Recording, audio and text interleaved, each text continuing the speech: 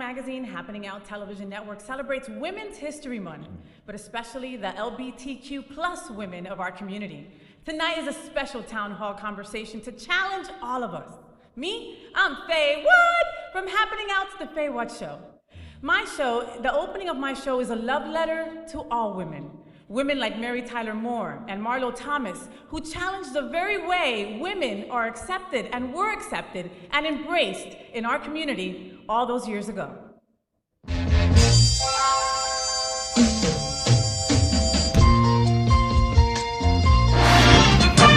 Rainbows, gay boys, hashtag that girl, sunbeams, drag queens, L-word. Is that girl, the girl of all our dreams? She's everything that every girl should be.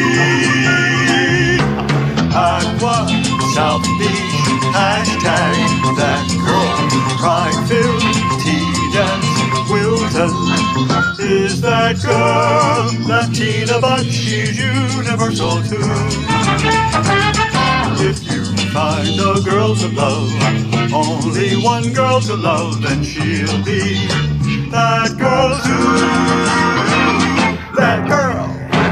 Tonight is a frank conversation about Women's History Month in a town hall that we like to call That's So Not Gay. So often in LGBTQ plus communities, we see the G prioritized, leaving no room for anyone else in funding, in resources, in politics, in leadership, in attention, and a whole lot more. During Women's History Month, join our conversation with LGBTQ plus women on existing in an LGBTQ plus world when you're not gay. Tonight's exciting conversation features business owners, community leaders, educators, and other LGBTQ plus women. And we're getting real about true diversity and inclusion. So here are tonight's LGBTQ plus participants that I am so excited are a part of tonight's event. Please help me welcome Claudia Castillo. She uses she, her pronouns. She's a renowned artist and owner of Claudia Castillo Art Studio in Wilton Manors. Next, let's welcome Jasmen Rogers, co-founder of Let's Get Lucky and event coordinator for HotSpots Happening Out. Next, let's welcome Tatiana Williams, iconic activist, I'll say it 3 times, iconic activist and nonprofit leader of Trans Inclusive Group, one of America's most important trans advocacy organizations. Next up, Janelle Perez is in the house. She's an activist, mother, and is a former candidate for the Florida Senate, and she's a badass Latina. Next up, we've got Katrice Sturgis. This incredible woman is everybody on this panel uses she, her pronouns. Just want to make you guys all aware of that. So we remind you that Queer News Tonight will follow this live town hall. Queer News Tonight's Women's History Month edition will include myself and all women anchors that will tell all LGBTQ plus stories. The anchors include trans activist Adrianna Tender, faith leader Ann Atwell, event promoter Mrly Jade, Bravo's top chef and restaurant owner Chef Josie, along with Janelle, Lexi, and Jasmen that also will be joining the news table. So stay tuned for that right after this town hall. So let's begin, girls. You ready? Yeah. Ready? We're ready? We're ready. Oh, I'm so excited to see all these beautiful faces on this panel. You've got me all nervous, but all in a good way, all right? So let's begin with the topic of where are the women, okay? Where are the women? Do we generally experience a lack of women in the LGBTQ plus spaces? Is there a lack of representation, resources, and recognition in these places? Do you see yourselves when you go out to the club or the bars on South Beach, Wilton, or anywhere else? Ladies? No. Miss Lexi Goza jumps right in. I don't see me. In fact, I was out just last week at a friend's birthday party. My girlfriend and I walk in and they're like, the lesbians are here! And it was 2 of us. So no, I don't see us. And for you, Janelle, what do you think? Well, first, I mean, I have 2 really young kids, so I don't go out. It's been a while, but no, I never see any representation. Even in our daughter's school, I was talking about it earlier. It was the first time I had seen. There was another gay women couple, another lesbian couple, and it was like seeing like a spaceman. It was so weird. It was like I thought we were the only ones, and there's a lot of other LGBTQ men in the school, but I thought we were the only ones. Inside note, Janelle moved to Pinecrest just because they said there were a lot of lesbians there. When she moved there, her and her wife were the only two there. It feels like we're the only two. Tatiana, what do you think about this, honey? So for me, as a Black trans woman, it's very difficult to find people in spaces that look like me and that understand my struggle and being a part of this community and the fabric of this community, although there's many of us that exist and are trying to thrive in this community. So for me, I think that we need to figure out a way to bridge that gap to make sure that we are more inclusive to involve our community members in a whole and not just one specific community. That makes a lot of sense. Claudia, I'm going to go to you, Ms. Castillo. So you are a women-owned business on Wilton Drive, all right? One of the few. You, Chef Josie, Carol, there's just a handful of you ladies out there representing. What do you think about us and seeing ourselves in these LGBTQ plus spaces? Take a breath, girl. You're like... Because it's still underrepresented. We are underrepresented.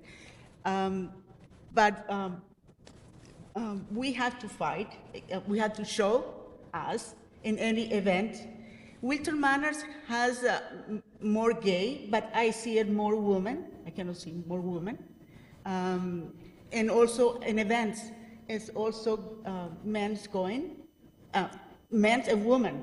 Transgender women also go. So I think it's changing. It still isn't under representation, us, but we need to be more supported each other. We have an event, we have to promote that event. No separate. Not separation, you mean? No. Jasmen, I'm going to go to you.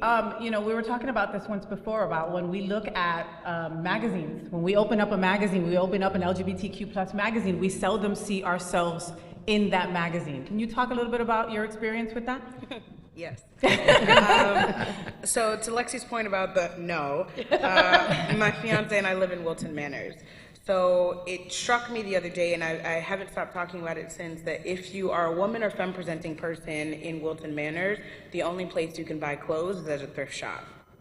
There's 17,000 million men's booty shorts, short shorts, tank tops, clothes on the drive, and none for women. If you need a harness, you can get one like this, right? Right. This gives me an excuse to go to Target, whatever. But it would be nice to be able, the same drive that I go to Publix, the same drive that I go get my dry cleaning done, to be able to also pick up something if I need something for an event or whatever. And I don't think that the men think about things like that because everything is so accessible to them. But even when I think about HotSpots Happening Out, right? Being there as one of very few women and one of the only public-facing women, well, actually the only public-facing woman at HotSpots magazine, it's constantly this conversation that's like, we don't have women's readership because why would a woman pick up this magazine? Why would a woman flip through the pages? Why would a woman feel like, oh, this is actually for the LGBTQ plus community because it's more than just the G in here. So this conversation that we have about readership, and it's a men's magazine, and it's like, but you haven't given women an opportunity to even rise to the occasion and care about what's in this magazine if there's nothing here for them.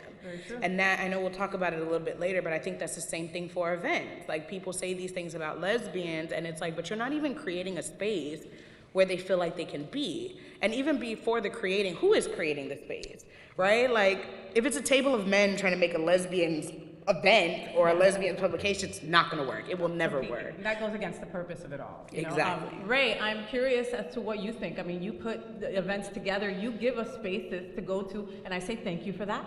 Thank you. So how do you feel about this? Do you see yourself in LGBTQ plus spaces? Do you go out? I don't go out as much as I should. I should be going out more. Is it because you don't see yourself? No, I recently got into a very committed relationship like most lesbians do when we're about to go missing, so. We take hostages. We don't get partners. We just take hostages. Right. So I am currently hostage-aged. No, I should be going out definitely a lot more just because the promotion that we're trying to get is so much further than Instagram and Facebook and everything else. Back in the day, things were just straight up word of mouth, and that word of mouth went so far. And now with all this social media and things happening, everybody's kind of putting all of their energy into that, but there's no interaction like face to face.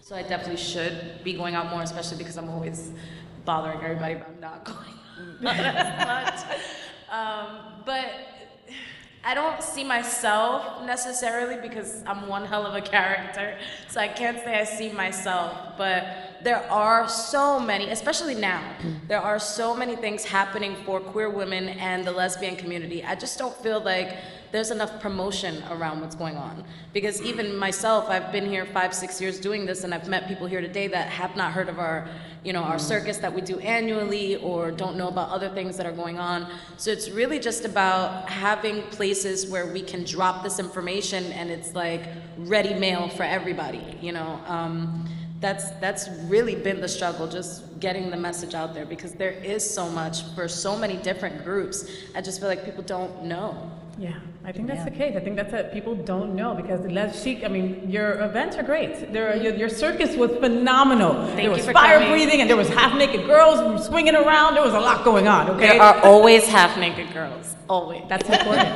That's important. Okay, let's talk about another event, okay? So our LGBTQ plus spaces seem to be so male-dominated, as we just spoke, okay? Let's talk about Pride. Our Pride celebrations look like a sea of gay men, all right? Stonewall Pride Parade and Festival is the largest Pride festival in Broward County, and the 2022 Economic Impact Survey shows that only 7% of attendees identify as lesbian, 7, and 18% as bi, versus 58% as gay, okay? So broken down, more than 60% identify as men, less than 30% as women. Even more are the issues of the intersection of race and gender. 66% identify as white, 22% Hispanic, and just 9% as African American.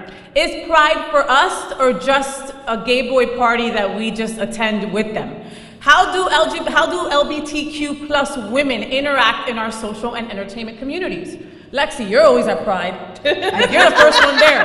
Lexi has a change of outfit for Pride, okay? That is how dedicated she is. I think it's for us. So I wear rainbow stuff all the time because obviously, look at me, I'm dripping with privilege, like I'm straight passing, so I have to really fly my freak flag high, right? So people know I'm part of the community. But no, seriously, I've been going to Pride festivals since I first came out.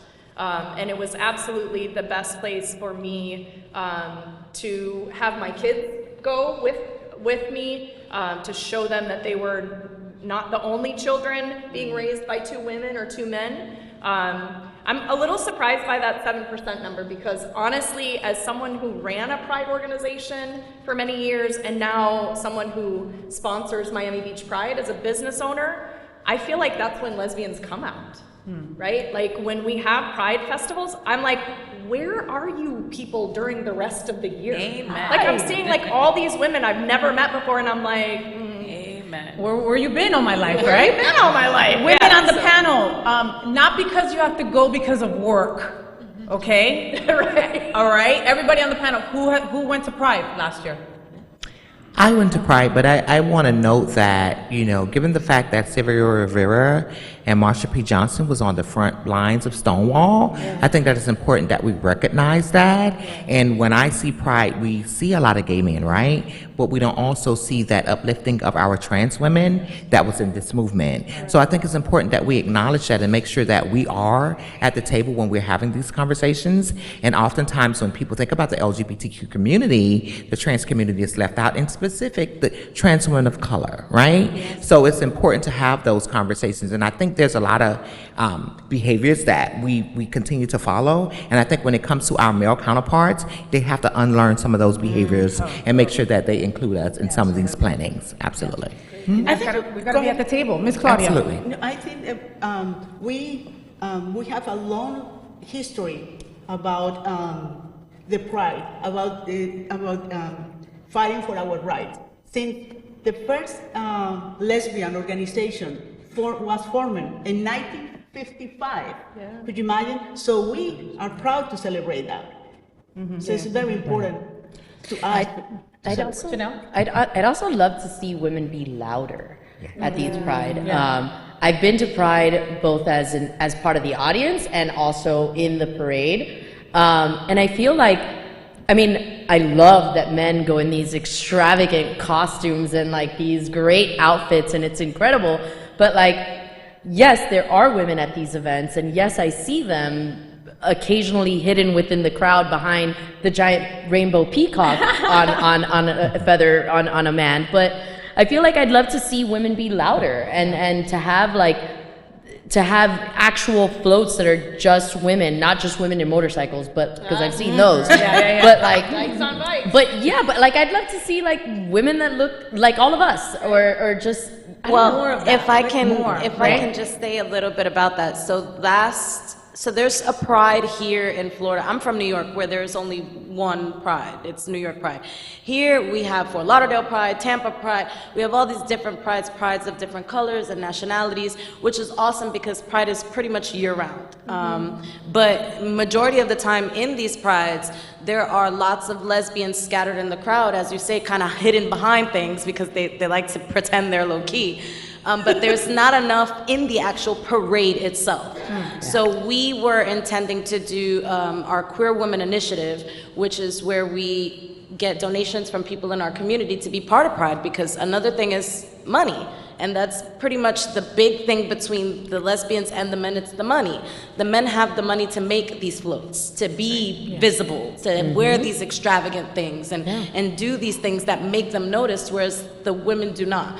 And I've been doing my business for 6 years, and I'm sure there's tens of thousands of things I should be doing that I'm not doing, but at the end of the day, it's been kind of pulling teeth to be that visible.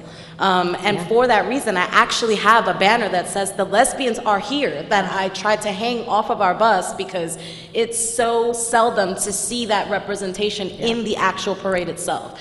And when you think about the dollar amount that goes behind it, it's really what makes it difficult to have that representation as a queer woman during the parade itself. Well, Ray, thank you so much, because I saw your bus, okay, with all the beautiful women hanging out of it. It wasn't my bus. It was actually She Life's bus, Jackie. Jackie does events out here as well under She Life, and she's phenomenal. Her events are phenomenal. We were unable because our bus actually never came to pick us up, so we were kind of just stranded. The lesbians were there, but we weren't there. But we weren't there. So Jackie was, pulling up and showing up for our visibility, and she made it on the news and all this great thing. So I'm super excited for Jackie. Congratulations to her. I love that. We're just happy to have lesbian representation. Representation. We need to see it more. Now, so what do you ladies say to the people that say lesbians don't leave the house? Lesbians don't spend money. Or, and I'm going to go to Ann first, or what you said, Ray, you boot up. So now you don't go out as much. You don't go out as much. And that, most of my relationships, once you get together, you want to sit on the couch and Netflix and chill. Mostly chill. Ann, what do you think, Mama? Actually, I'm going to throw a little spin on that.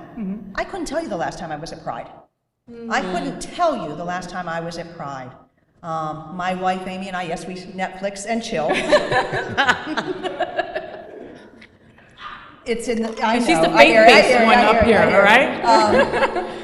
Frequently Pride is held and it's hot and it's crowded, and I don't see the lesbians. I don't see the women out there. And honestly, and speaking only for myself, sometimes it feels very corporate to me. It's sponsored by the vodka commercialized. You mean Coca-Cola and Disney? It's Wells like Fargo? That, exactly, What do you mean, a bank? And do these places support us any other time, or is it just during Pride? Nope. So exactly. So I couldn't tell you truly the last time I was at Pride. We don't drink, or very little.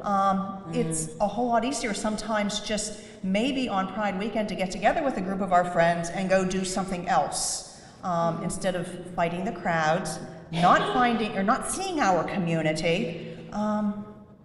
It doesn't feel warm to me. Okay. It doesn't feel welcoming to only you. for myself. Yeah, exactly. Well, and I think to Tatiana's point from just a few minutes ago, if we talk about the origins of Pride, the reason why we can gather and celebrate is because of trans women, black and brown trans women.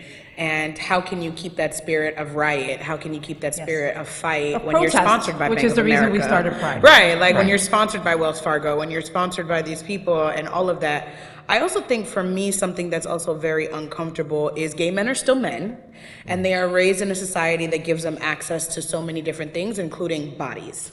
So I know as a black woman at Pride, what does that feel like to, you know, have the white gay boy be like, yes, queen, you know? Or it's a place of a lot of vulnerability, it's a place of a lot of assault, it's a place of a lot of those things that's like, these are still men at the end of it. So how are we also having that conversation about, like, maybe it doesn't feel safe to some people, you know? Like in that, and it's not, yes, there's the affirming part of Pride, but there's also a drug and alcohol culture, a part of Pride. Of course. And like you said, and a safety part of Pride. You know, in many Prides, we have a lot of issues with police. I mean, I'm very nervous around police as a Latina woman. I am. And some Prides just don't want cops like in their inner area because of the safety of our LGBTQ plus community, or even just because they feel unsafe. That has to be enough, you know? What do you think about that, Katrice?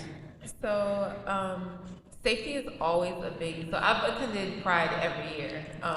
I've been to Prides all over in California and New York and Vegas and Miami. And for us in Miami, because I always attend as an employee, I'm always working Pride every single year. So it's a little different for me, but safety is always a big thing because we have a youth tent. We're supposed to have a youth tent and we're supposed to keep these young people safe. So obviously, we are concerned about police presence and law enforcement presence, and then the picketers and just older folks that are very tempting when it comes to drugs and alcohol. So that's a big concern of ours.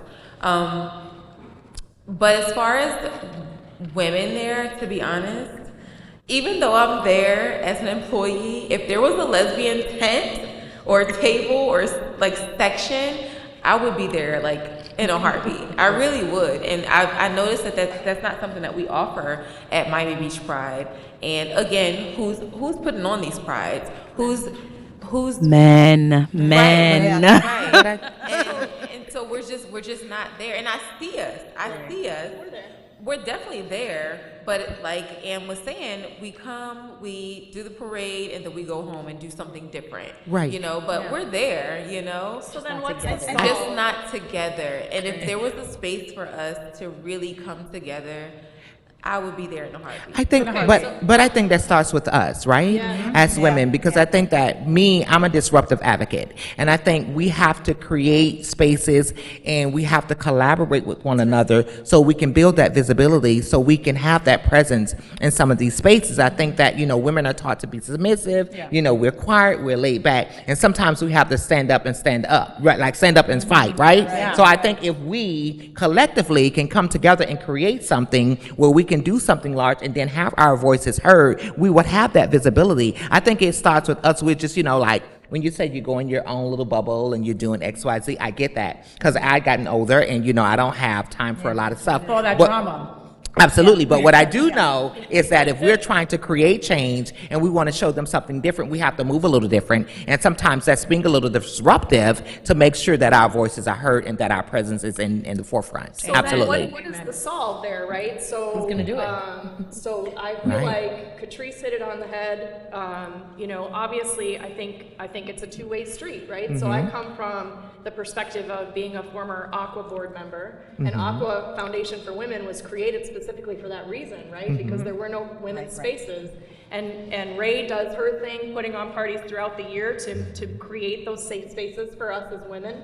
I'm sponsoring the women party for Miami Beach Pride, April 7th, y'all. And you've also sponsored a ton of other things. You know, gays, girls, and days, the prom. I mean, you've sponsored a bunch of things. Where are the other women-led business owners? Where are they? Like, why aren't they stepping up to the plate and getting floats? And I get it, money's an issue. You know, like there's a GoFundMe. We could start something. It's hard. Are more caution to that. We're more cautious to spend money.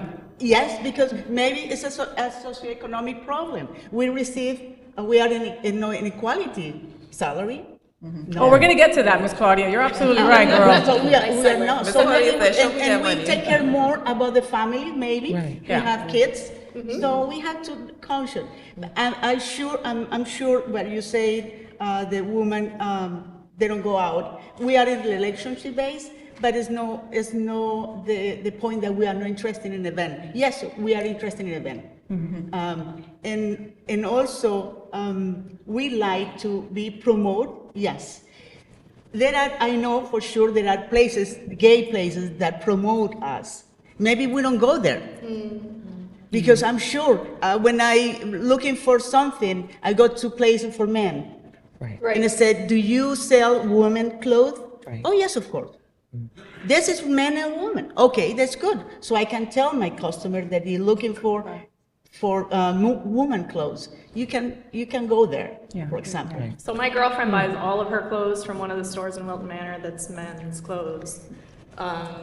And she looks fabulous. If you ask, for example, a business owner, if you ask, selling clothes, are looking for clothes, maybe they said, okay, it's a woman asking for Money is clothes. green, Yeah, right? but exactly. If me or Tatiana go to any of those storefronts and say, hey, we need a dress, they're not going to have anything for us. Right. No, but if You know, ask, because maybe in their they mind, would. they're thinking we don't spend the money, so why should we cater We to the have to women? change. This is a misconception that we don't know. Yeah. Spend money. We don't go out. Yeah. Right. It's also depend on the generation, age and generation. Yeah, and it's a two-way street, right? So as I was saying, I run the Women's Empowerment Council in the chamber, and we are constantly having this conversation. We need more women involved. We need more women involved. How do we get more women involved? And we're constantly running this campaign to engage women, and the feedback from the women is, well, that's all about dudes. It's all about the guys all the time when I go to the chamber events. But when was the last time you went to an event? Because I went to the leadership retreat, and the leaders in the room, there were 25 people in the room, and over 50% of them were female. But I think for me, that has a lot to do with equity, right? So me, an advocate when it comes to this. Go to Twist next weekend. Go to Twist next weekend. Listen. You need her to be disruptive. I'm telling you. So I walk in and, look at me, I look straight. So I walk in and bump shoulders with a guy who's walking out, and he turns and flips and looks at me and says, "You're in our space." I'm like, whoa, whoa, whoa, I'm in my space. Yeah, Like, absolutely. it's our space. Right. So, yes, ma'am, let's I do agree. it. Let's Absolutely. storm Wilton Manor. Well, and I think Absolutely. All right, To girls, me- I got to move on to the next topic, okay? I'm sorry. Real Trust quick, me, we're Faye, gonna be talking about this a lot more. A better descriptor of it, instead of two-way street, is it's a vicious cycle. Because a two-way street implies that we're trying to go in a different direction, and that's not what it is. But if we keep showing up to these spaces and we see the same things over and over again, it creates this cycle that's like, but then why would I go? Right? My fiance and I were just at the gay and lesbian chamber last night. Claudia was one of 5 women in the room with us.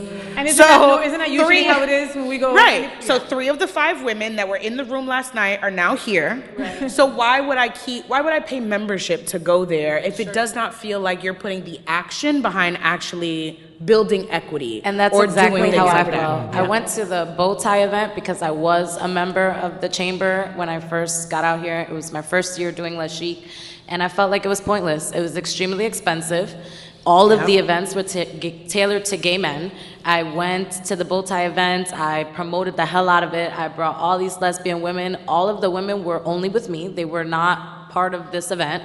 And then we're in a room full of men raffling a water bottle for $10,000, and it's not a space that, oh God, this was insane. It was insane. They were raffling all these different things, and it was 10,000, 20,000, 30,000, a space that I've never been in queer women. That is a male-dominated space where they're just throwing around all this money, and it goes back to so many points that you guys have made here today. Everything is just really tough for women, period, for queer women, and then it's really, like you were saying, it goes back to who are you asking, though? Right. Because there's so many queer women role models right now that want to be front, center, and stage, including myself, and no one will ask me. No one will give me that platform that time of day, along with Octavia Yearwood, Jackie Salgado, along with so many strong women that of I've color, known. right? Yeah, Doing and their women thing. of color. Well, we're happy that you're here on our panel. We asked you to be but here. for example, all right? Next, women, let's talk about what are the political issues the LGBTQ plus women face in America. Regardless of what political party you're in, there's a very concerted effort to make LGBTQ plus people invisible. As women, we still make 71 cents on the dollar. So we face LGBTQ plus discrimination and then add the marginalization of being a woman. 71 cents to the dollar, okay? Janelle, you're a mom. You got other mouths to feed. I got my cats. Yeah. How does that fall over you? I mean, well, one, I'm absolutely not invisible, and my wife and I do an incredible job at making sure our daughters. I mean, one of them is 1, so she doesn't get it yet, but the other one is about to be 6, and both of our girls are being raised to be incredibly proud, to have the family that they have, to have 2 moms, and you can ask my 5-year-old daughter, I mean, people have asked her, where's your dad? And she'll be like, I don't have a dad, I have 2 moms and a donor. And she knows to say that, and she knows the difference. And I think it goes, I mean, when it comes to raising kids, and especially in the political environment that we're in right now, we're so honest with our kids and the way that we have conversations with them. From a really early age, we had all of these books that we bought for our daughter that are like about 2 moms having a baby, using sperm and using, and all of these different things that for her, it's never been a conversation. Yeah. It's just been something she's grown up with. And with the Don't Say Gay and everything happening now, I feel like it's my job to be even louder, to be even less invisible, and to grab these women by the hand and say, let's go. And when we get asked to do things, we have to say yes. We have to stand up and represent. You know, there was a study that came out a couple of months ago that said that kids of LGBTQ plus parents are more together. They don't have so many social issues. You know, they deal with things early on. Right now in our schools, they don't even want to talk about menstrual cycles with these poor little kids. You know, what is that saying about the future of our children, you know? Ray, what do you think, Mama? Girl. I don't have kids, Take a breath. so I'm spared from the difficulties I'm sure that you have to face every day, but... How about making 71 cents to the dollar of a man? Listen, the men just have everything. I'm ready to come and just take over and just, like, where's the space for us? Statistically, yes, men make more, but there are women out there that are making money, and there are women out there that are in top seats, and there are communities out there, lesbian communities, that are in the right seats to push us in the right direction. They're just choosing not to. So yes, I can say men do make more than women, but there are so many opportunities available that just choose not to be, and it makes it that much more difficult on top of the fact that men make more. Yeah. And I want to chime in. Help each other either. That's what I'm saying. When I decided to run for office, my barriers and the people that were stopping me were other women, not men. Men were like, let's go. Exactly, and what I mean by that is, like, look, in my event situation, you know, I can have 7 men come out and buy 7 bottles, but I could also have 15 women that don't buy bottles that bring 400 people. So what really made me more money, there's so many contributing factors, but overall support is the most rich that we can be. If we have support, we have more than anything, no matter who's making more money. I got you. Yeah, you're right. And sorry, Tatiana. And I want to chime in on that because prior to creating Trans Inclusive Group, you know, working at a nonprofit organization and feeling that, right? So I said to myself, when I create this organization, I want to make sure that not only that I have an equitable wage, but I'm staff members as well. And I spoke to one of my funders and I was telling him about some things that was happening, and he said to me, he said, I suggest that you, when it comes to your salary, is you Google what those white men are making in your community, and you make, this is what one of my funders told me this, and you make sure that you get an equitable wage. And I said, that's all I needed to hear. And from then it's been up. So I make sure that I prioritize people within my community, because sometimes if we wait for a man to do things for us, it won't happen, right? And sometimes we have to do it for ourselves. And when we get in those positions of power, we have to make sure that we are equitably compensated. Yes. Absolutely. So even with my organization, I don't ask anybody to come sit on a panel, to come do anything unless I am paying you. I don't do anything to anyone that I don't want done to myself, right? So if I'm showing up, make sure that I'm compensating these people, and in specific trans community members, because our trans community members need a lot. They're going through there's a lot of adversity that is happening in this community. So I want to make sure when I'm bringing you to my space that I'm compensating you, and I am making sure that you are where you need to be in an equitable way to make sure when you go home you have something to eat, whatever that looks like for you. I want to make sure that you're taken care of. Taken care of, and that makes total sense, and that's how it should be. Anne, I'm going to talk to you, faith-based. How do you feel about your male counterparts making more money than you? You think they make more money than me? And just realized she makes less money. You were just letting on the secret, girl. We have to have a conversation. Actually, what's interesting is I work here at Sunshine Cathedral. It's a very small LGBTQ group. I don't think that they do. I think that actually our folks here have been very, very intentional about looking at the education that you have, the work that you have done, in order to pay you, which you can. You're working for a very small nonprofit faith-based organization, so you're not going to get rich. Yeah. None of us are. But I think actually our folks here have been really intentional. I love that. About paying the rest of us equally. And that's why I love Sunshine Cathedral. Hashtag my queer church. Well, I'm interested in what Claudia has to say, especially as a business owner, because art is a valuable commodity. Yes. And I'd be interested in like who is buying your art, how do you feel like inequity impacts your business? Like, are you getting more men in, or what are women saying when they come in? What the women say, I'm very happy to. When women come in. Yes. But definitely, it's a mix, my customer. I think woman support and men support. I cannot say that more or less.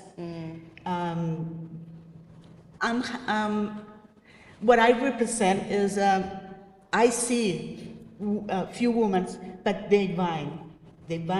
They're spending. They support. Yes. I don't know is the education. I don't know is the age. I don't know.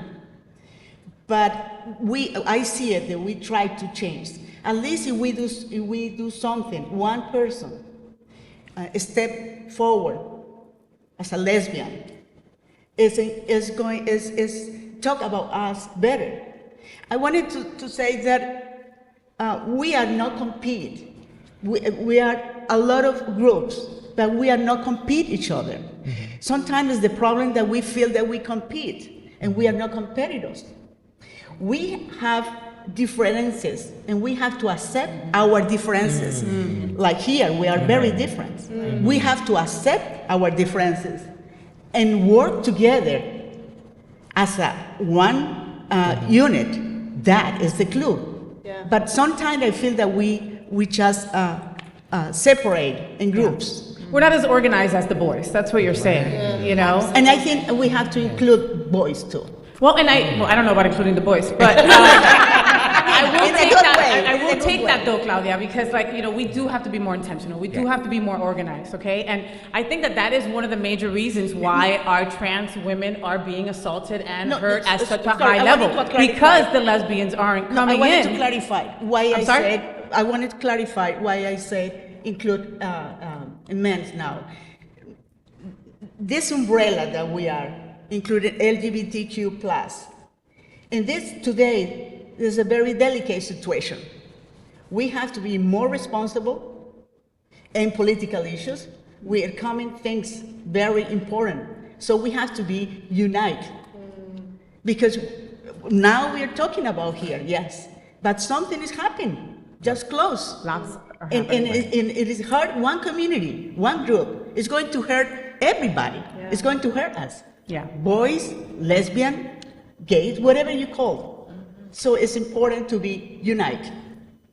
I think we've been trying to unite for a lot of years, and that's been quite a struggle for many of us, you know. And I think that everybody on this panel can say, if we got together, we can eradicate all this hate. But the problem is getting together. Yeah. That's a huge, big statement. But the issue is accept that we are different. The problem is we see competitors. Yeah. I mean, I would push back on the idea of not being organized or not being together, because everything I do is rooted in community. Everything I am has been because community has poured into me, and I pour that back into other people. This panel, like, if we put together all of the lesbians that have been on this stage today, the amount of power and influence, all of the LGBTQ people that have been on this stage today, the amount of power and influence that is here, we all can eat, we all can shine. And it was just as simple, for some of you, it was a text. Right? I've met Lexi before, I've never met Katrice before, but you sure got that text from me that was like, Faye said you're incredible, are you available? Yeah. Period, right? Ray got that text from me, Octavia got a text from me, like everyone that's at my fingertips, like I have an opportunity, I have a thing, like can you come on board? Because we need to make sure this looks like all of us. Yeah. And even in the all of us that are up here, there are people that are missing from all of us that need to be here, right? Yeah. There's only so many mics that we have, and we'll keep doing whatever. We'll have these conversations, but it's like, we can be organized, right? Like we can be the people that are like, come in the door, I got something for you, like let's figure this out, let's do it together and create those spaces.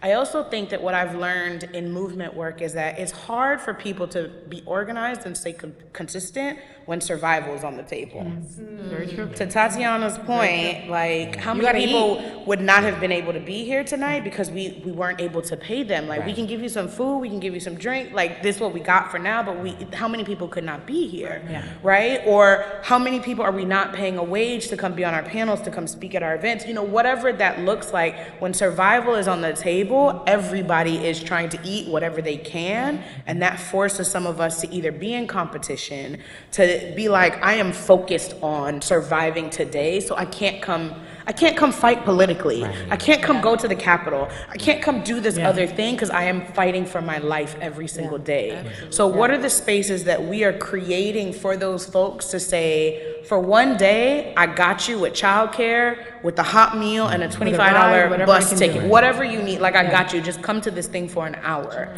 What are we doing that can provide? Someone told me that we need to start talking about survivability issues. Like we keep feeding into what Republicans are saying and all of this, but we're not getting back to survivability issues, right? Like how do we talk about those things and meet that need for those people? I also want to say to end about like money and things like that. I feel like there are too many of us in power that are creating events and creating spaces and creating whatever that we wouldn't even go to. We wouldn't even go to. Mm-hmm. So why are we expecting other people to go to them? Number one, we're creating messaging that we wouldn't even listen to. We're creating programming that we would not watch every day, whatever that looks like. So for me in my house, we're not leaving or spending our money on something that doesn't feel better than home. We're not gonna do it. Okay. So what experience are you providing that adds to home, adds to community, adds to warmth, adds to belonging, adds to all of those different things? Yes. I'm not coming if it's not better than that couch and my lady at home. I'm not coming. You won't see me. I'm not coming. So is that why we see so few then lesbians? Because hey, you know, we're making 71 cents on the dollar. I'm not gonna spend my hard-earned money here when I'm not even realized here. Exactly. I don't see myself here. Exactly. And Which I agree with, but I just want to say that if you want to change, you have to be the change you want to see. Yes. Yeah. So there are several of us on this panel that probably didn't get paid, but we're here because there's a change that needs to be made. And those people in our community that are leaders, whether they want to be or not, because I just started doing events. I did not want to be a leader.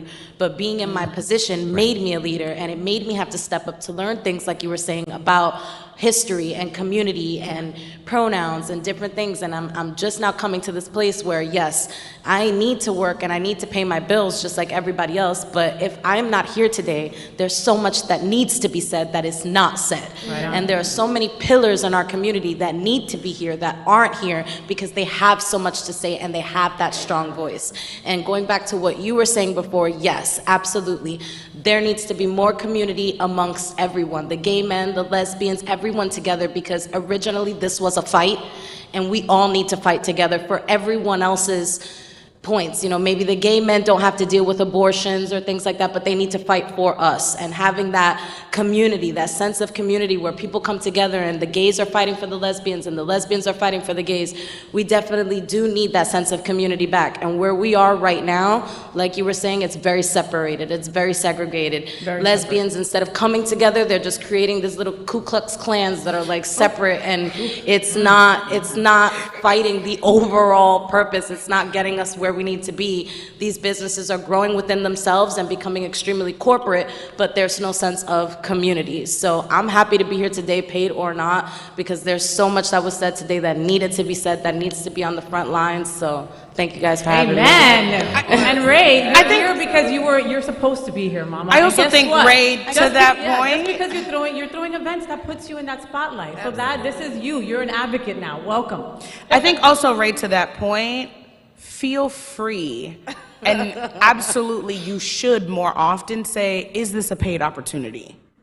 Absolutely. And women should say that more. Is this a paid opportunity? And then at that point, you can decide, is it worth my time? Can I do this? Is it something I need to be at? Did I charge enough for this other event that allows me to be here for free? But if you're asking those questions, I feel like women don't ask those questions as much as men do. Questions, and we should not be afraid to ask those questions. Is it a paid the worst that's going to opportunity? happen is someone's going to say no. And then you decide to not do the event, or you do the event because of your own love and compassion and passion for what's being fought for. Exactly. Claudia. I choose this event. It's important to be panel. I have business. I close my business and put the note. I'll be back. That's right. But every step that we do, even if you're not going to events, whatever you do in your job, even small or big, we represent women. That's right. Yes. No, we represent. And I wanted to talk in the children. I choose not to have it when I was young, but through my wife, I have two beautiful kids. No kids, they're grown daughter now. But the new generation, the children now, they're going to help us to change. They support us. There's the new generation. They change us. We need to go more and ask for the new generation. Because the old one, like Isabel Allende said, we have to wait until the men died, because they're going to change. I don't know if you see the speech of Isabel Allende. Is one of the famous writer in South America, Chile, and what she said: we depend on the new generation, because the old one, we have to wait. We have to wait. Claudia, you're absolutely right. And Claudia, I have to give you another, kudos for closing down your business to be here on this panel. Like, think about that. Like, she's on Wilton Drive. Rent ain't cheap, right, Josie? Rent ain't cheap, okay? To be able to just I'm going to close down, I'll be back, because I got some things I got to take care of. Yes, of course. It's what Again, I want to push back on the martyrdom in that for women. Like, that's great, and I'm glad you're here and all of that. And my goal is also to hustle for me in my house, but also to figure out how can I hustle so that other women can get paid, right? And even if it's in some level of power or access, I just talked to Ray that's like, I don't have a lot of money, but what I do have is HotSpots. What I do have are some venue spaces that may be low cost to you, that we can partner on something, we can make something shake so you can make some money. How can I help you? So it's like, we gotta stop being like, I have given my all and sacrificed everything on the altar of womanhood just to be a saint in this process. The planet is dying. The planet is dying. All we have is right here and right now. And that doesn't mean that we have to be selfish, but also by giving of our everything, we leave very little for our families. Right. We leave very little for our relationships. And above all else, we leave very little for ourselves. And peace and calm and all of that we also deserve as women. Yes, we deserve to be able to go to bed at night and say that was a good day and I don't have to count the pennies on tomorrow. Yeah, and we should be able to help a sister. Right, okay? right, Every evening and go, and today I was able to bring up one of my sisters with me. Right. You know? And preferably with money, but yes. Since this kind of started with politics, I just want to say more of you should run and encourage your friends. You need to stop. You need to run again. Monica, Encourage Monica, your friends come and family to run. Monica. Ladies, we cannot say we want to see change if we're not willing to get up there and change. When you were talking, I was literally thinking, this is exactly why I ran. I could run. Run. You gonna take me? I'll run. What do you mean, take you? There's First nothing of to all, take. I know how to do that. I love it. Run. Ray for commissioner of Miami Beach. It could happen. You see, that's another thing. If there is a resource for women to be able to be like, well, now I can run. I didn't know I could do that. Call me. But I now got I'm you. gonna call you, and there's the Use your resource. resource, Janelle. Ray, when you call Janelle, put me on three-way. Vote for Ray. Janelle is. And Jasmine knows too. More women should run, and you should encourage the other women around you to run. We cannot expect for this change to happen politically, and politics does involve a lot of the economy and control a lot of the economy. We can't expect this change to happen if we're not at the table making these decisions. So run. That's a huge. You heard it from Janelle Perez's mouth, all right? So run. Call me when you do. I think the clue also for everybody is to vote. Yes, Yes. Because a lot of people, they don't vote in the past election, and this is why we are here. Waiting for that. I heard that almost 80,000, I know. they don't vote. So it's very important, not only run, so everybody vote. So vote. Thank you, Listen. Claudia. So now let's talk about solutions, okay? We call this, come on, girls, express yourself. How do we fix it and what comes next? How do we fix it and what comes next? Now that we got all of that out, like, what is tangible? What do we need to start doing? How can we move on to the next level? Support each other. Support each other. Encourage women. More, how do you say, empowering women. No? And I think be responsible when you vote, and we have to study, well, who is the candidates. Not everybody is going to, I would say, win, but we need to be clear who is going to be more close, because this is more important. Who's going to be leading the charge? Exactly. I Tatiana? don't want to say Right. that, but I think that it's also important to recognize class, race, and education, right? Because we're doing a lot of talking about this empowerment within these women, but I think it's important that we reach back and bring all women to the table and let them to help them understand what's at stake, right? So we are privileged to be in certain places, but we also have to understand as a community, if we're trying to, as you say, run and being all these places, we still need constituents to support that. So it's important that we educate our community as a whole, whatever that looks like, and make sure we bring everybody into the fold so we can really improve the entire community. Absolutely. So let's be real. I mean, we're all going to leave the room today, right, and go back to our lives. And for some of us, that looks like I stay home and Netflix and chill because I'm booed up. And for some of us, it looks like I go out with my girlfriend to every gay bar in the county between Dade and Brevard, and we go to all the prides. But you get into this space, right? So we walk out of this room and we're back into our own lives. So I love hearing support each other, but what does that look like really? And how do we execute on that? So in this room today, I went to Tatiana and I said, listen, I love the work that you're doing. How can I see each one of you make a connection with somebody that you were not connected to before tonight? And that's how we start to coalition build. We all have each other's numbers now.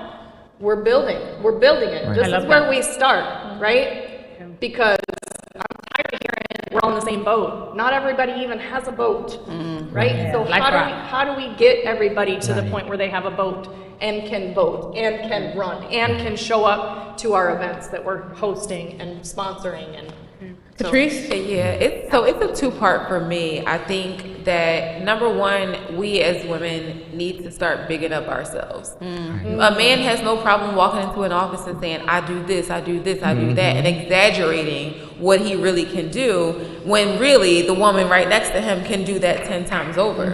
So I really think that we need to start bigging up ourselves and really showing off who we are and what we can do and what we're about, because that really is what gets you in the door.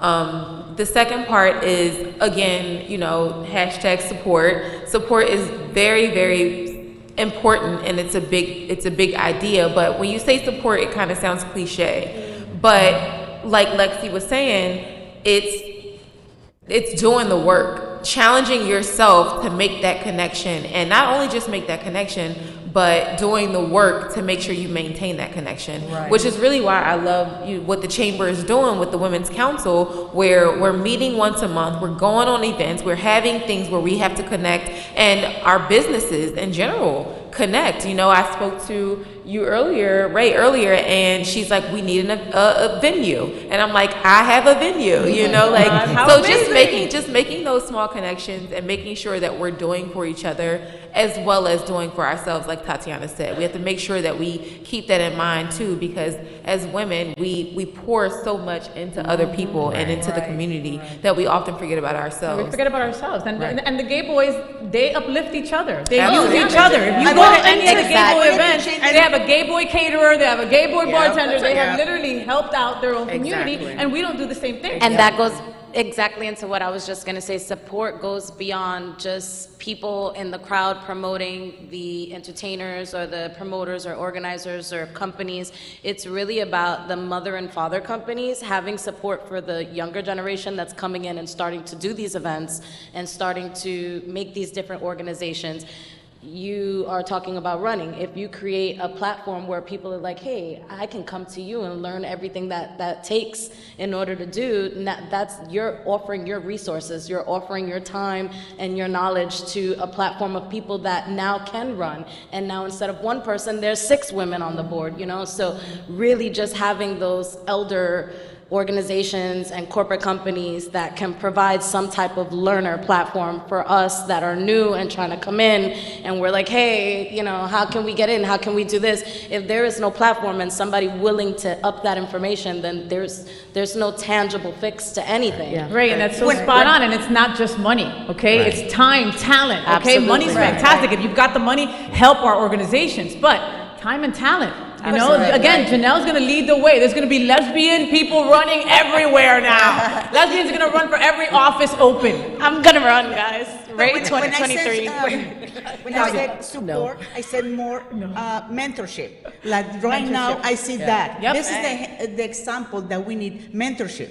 When I saw people coming, young women, come to my place and said, I wanted to be an artist. Lesbian. I said, but I don't know where to start. I help them. So it's just anything that we can do in our community next to us. I cannot help, for example, far away in the United States. I can help my community close. That's right. Whatever is close to me. As an example, yes. I mean, it's when I say support, it's my mentorship. You know, encourage other women. To do things. Like, I see the sample. No, this is going to happen now. You're Exactly. going to see this. You're going to have the most amazing event. Also, as long as we don't call me an elder, I'm good with that. We won't call you an elder. Good job, Janelle. Good job. Madam is fine. Madam is cool. I'm down for that. High hustler. We'll do something good. Just not an elder. No, we won't do elders. Well, I think to Katrice's point, and I think that is really powerful to me, because that is something that I'm still learning. So in my phone, I have an I'm that bitch list. And it is a note of every accomplishment that I've had, big and small. On the days that I feel like my value has been stripped of me, I go to that list and be like, okay, we could do it. All right, you've done this, like, you got this, you could do it. So that constant reminder. It also makes me think about an Instagram meme that says, shout out to the people that have said my name in rooms that I'll never know about. So things like that, there's like, here is 9 more names in rooms that I know. Like, you can ask JB, I am always like, Lashik. I'm always like, Mrly. Like, where's Faye? Where's Tatiana? I am always saying that. So we can keep amplifying and adding names to that list to be like, these people are doing, Katrice is doing good work with youth, right? Like, I know someone from Pinecrest or something. We know the 2 lesbians in Pinecrest. Doing this incredible work, but every time that we meet, every time we have conversations like this, it is more added to the list of names that we can speak in rooms to just amplify that power and start the takeover. Like you said. Absolutely. And also having conversations like this is extremely important, because it's a difference when you say the name of the person and they're not present versus when you actually speak to that person. Because what Ray is giving me today, she's like, I just wanted to throw parties. I didn't want to be a leader. And I'm like, girl, the way you're speaking, you're a like, leader. you're leading me right now. And just the energy and just the power that we can all generate through one another it really does fulfill you. So when you leave that conversation, you go out into the world feeling so powerful. Empowered, baby. Yeah. It took me so many times. I am, not only did I run for office, but I am one of the owners of one of the fastest growing Medicare HMO companies here in Florida, in Miami-Dade County. It took me getting told, it's a business that I'm not one of the owners, but it took me getting told several times, and I'll say it in Spanish, calladita, calladita, te ves más bonita. And it is quiet, quiet. The more quieter, the prettier you look. And it took me getting told that so many times to just be like, you know what? Can I say an F word? I just suck it. I want to run. Like it was only a matter of time. Yeah, it took all of that to finally constantly being told that as a woman and as a young girl to then being an adult after getting my master's degree, after working on Capitol Hill to get to this business, and I'm told sit down, be quiet, and learn. Like, no, you know what? Fuck you. I'm going to go run for office. I'm going to run for the Florida State Senate. And I became a leader, not by choice, but because I felt like I had to. Yeah. And because our kids deserve that. So for everyone up here, you might not want to be the kind of leader that runs for office, or maybe you do, but encouraging women and encouraging your children and encouraging just the people around you to step up and take that leap of faith and do something that is out of their comfort zone might be what it really needs, and supporting one another is huge. Yeah. There are several organizations, and I have to say this on here, there are several organizations that help women, that help gay, LGBTQ people to run for office. I am happy, everyone on here is going to have my resources or have a way to reach out to me. I am happy for anyone who wants to run for office to reach out to me, and I'm happy to be helpful and to point you in the right directions. I know Jasmen was an incredible resource for me because she ran before I did.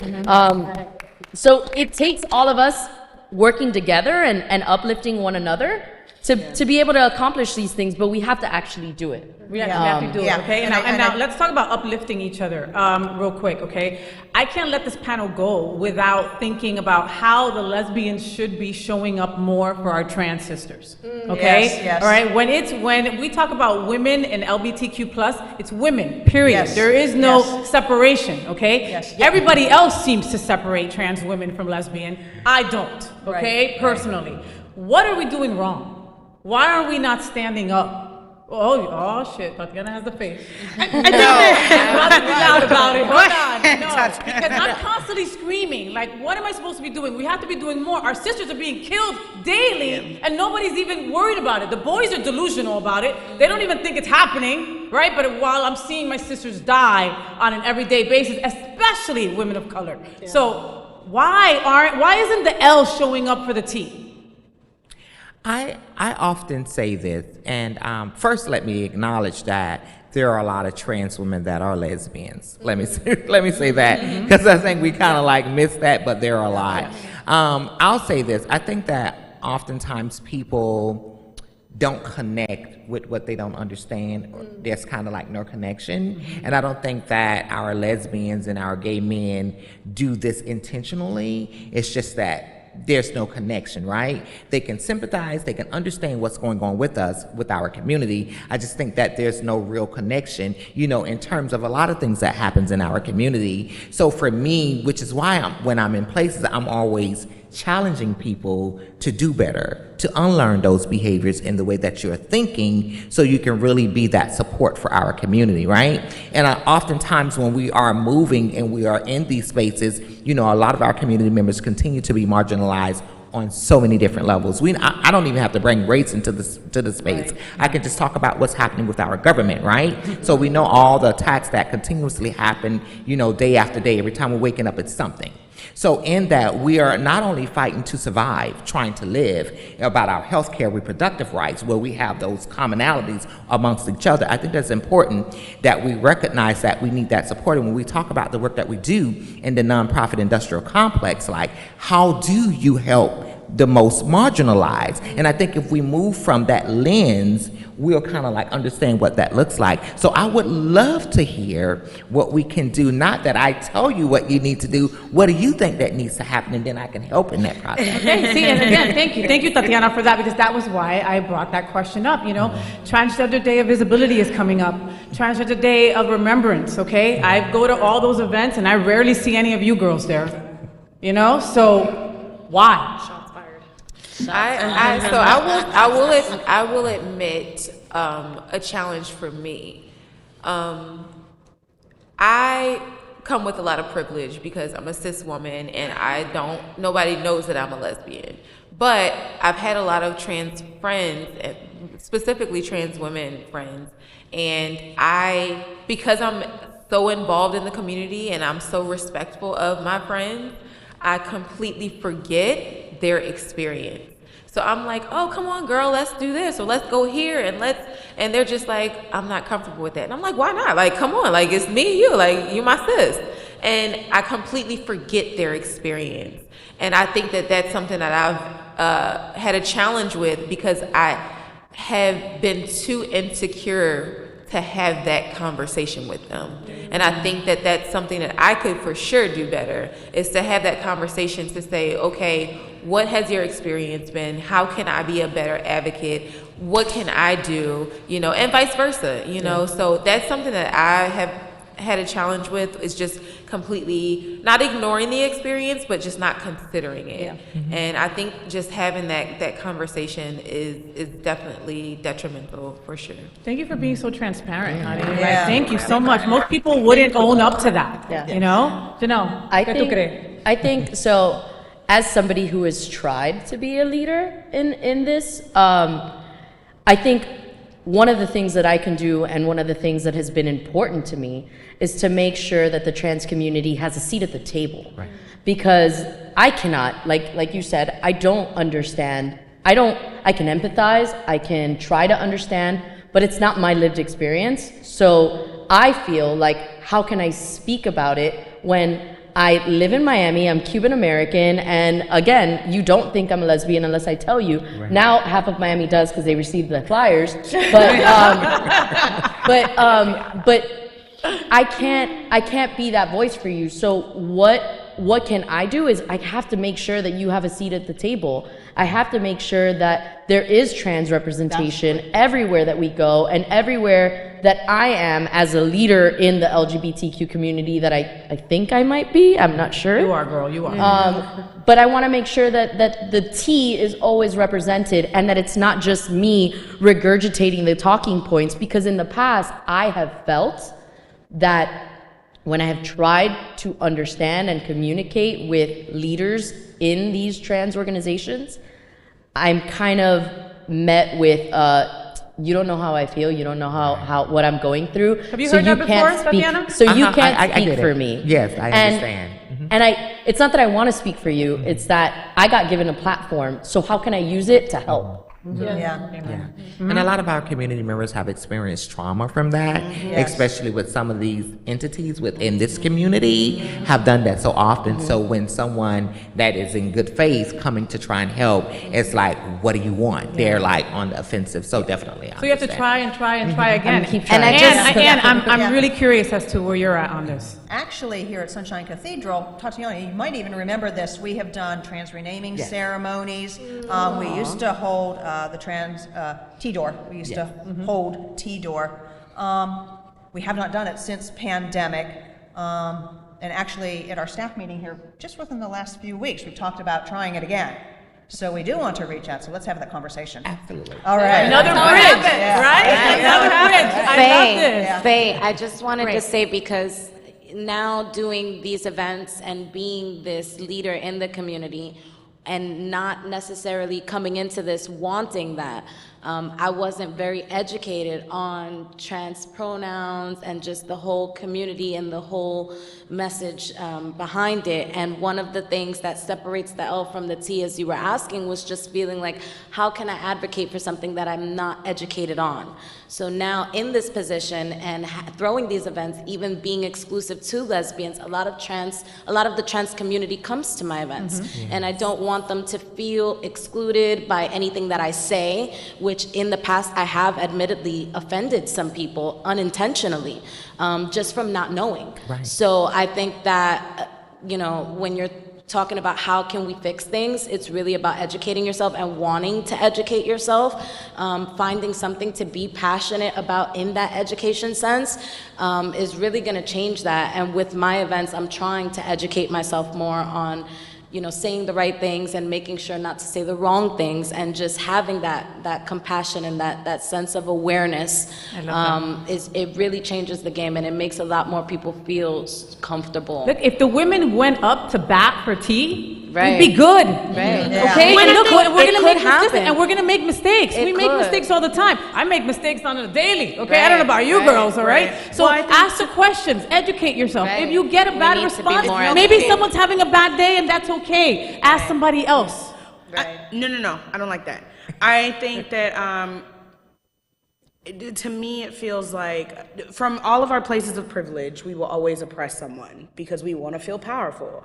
We have to take a real hard look at the privileges that we have and go out of our way to be in community with other people. And that makes our advocacy a lot different. I also think that it is our job to correct people. So in your space where someone is being dead named or the wrong pronouns or whatever, you stop the conversation, you correct people. Exactly. Period. And we're going to make mistakes, like I said. And period. And even around the education, I hate it when white people come to me and they're like, tell me what to do.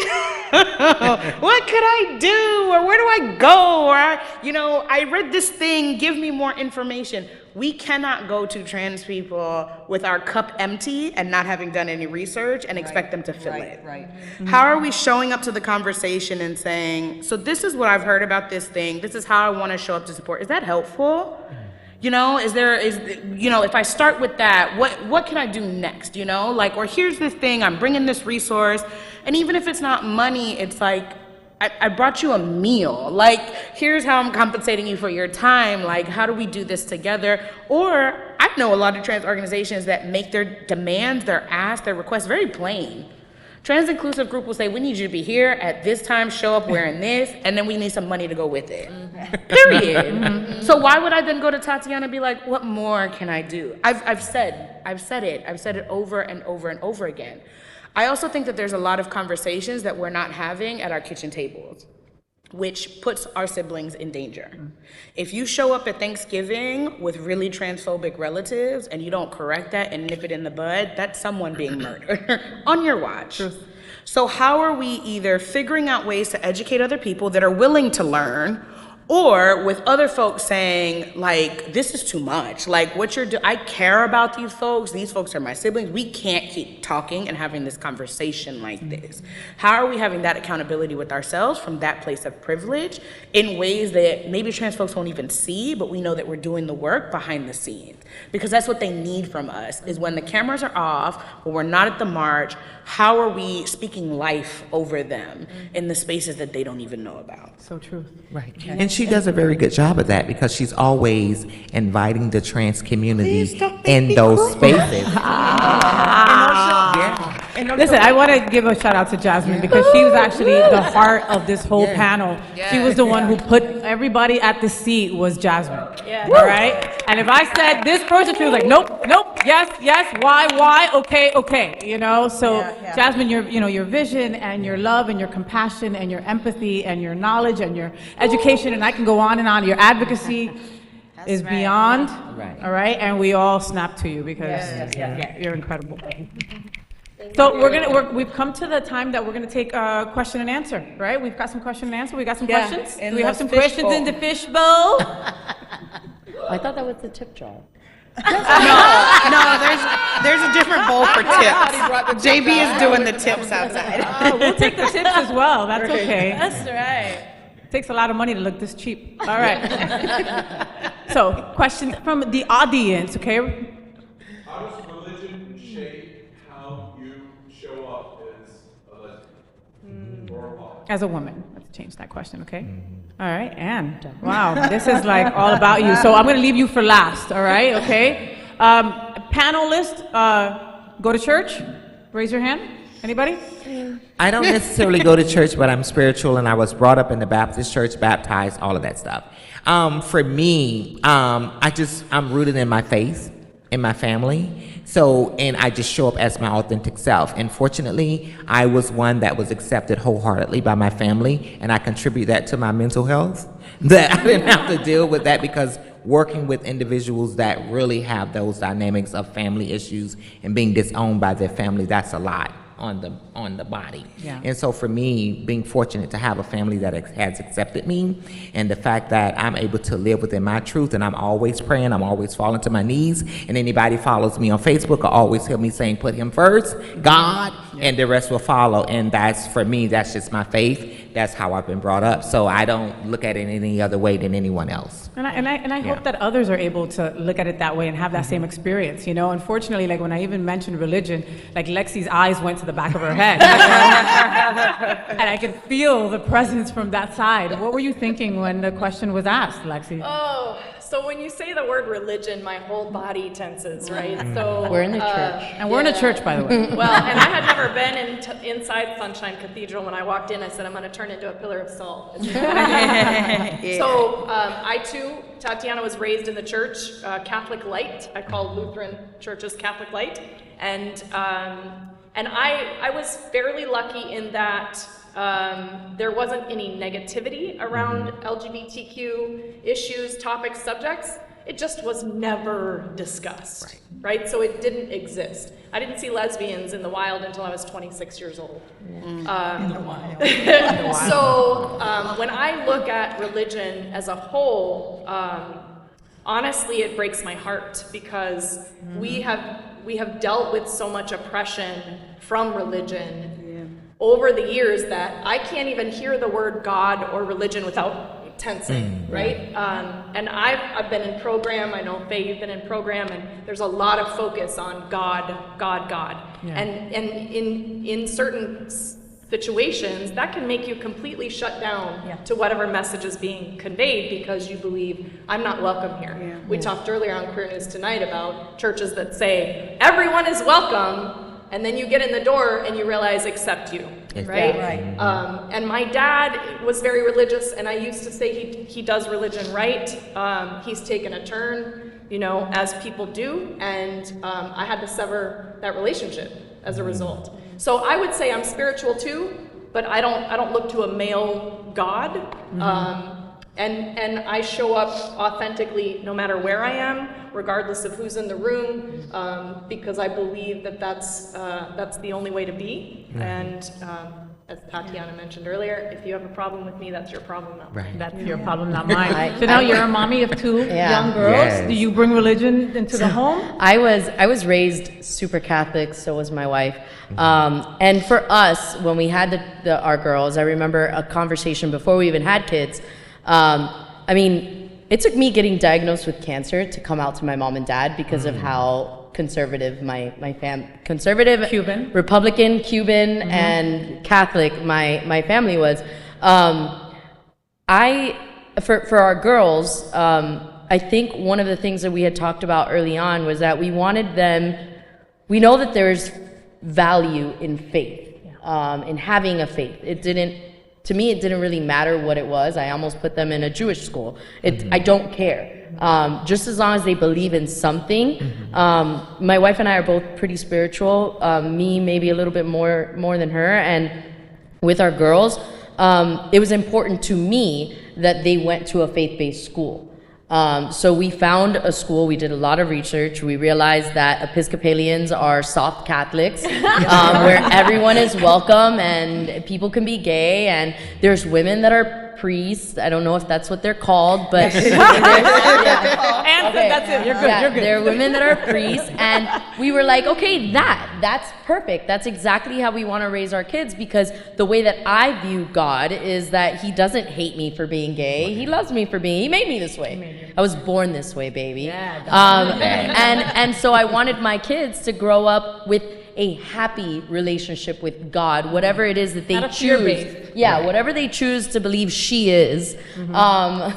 But for them to have that, and it was really, really important to me for them to have faith growing up. And when they leave 5th grade, I think maybe they'll go to another faith-based school, who knows, but it'll be, at some point, it's gonna be their choice. I just wanna make sure that they have the same foundation that I had, because, you know, when you're looking at death, you wanna believe in something, and it helped.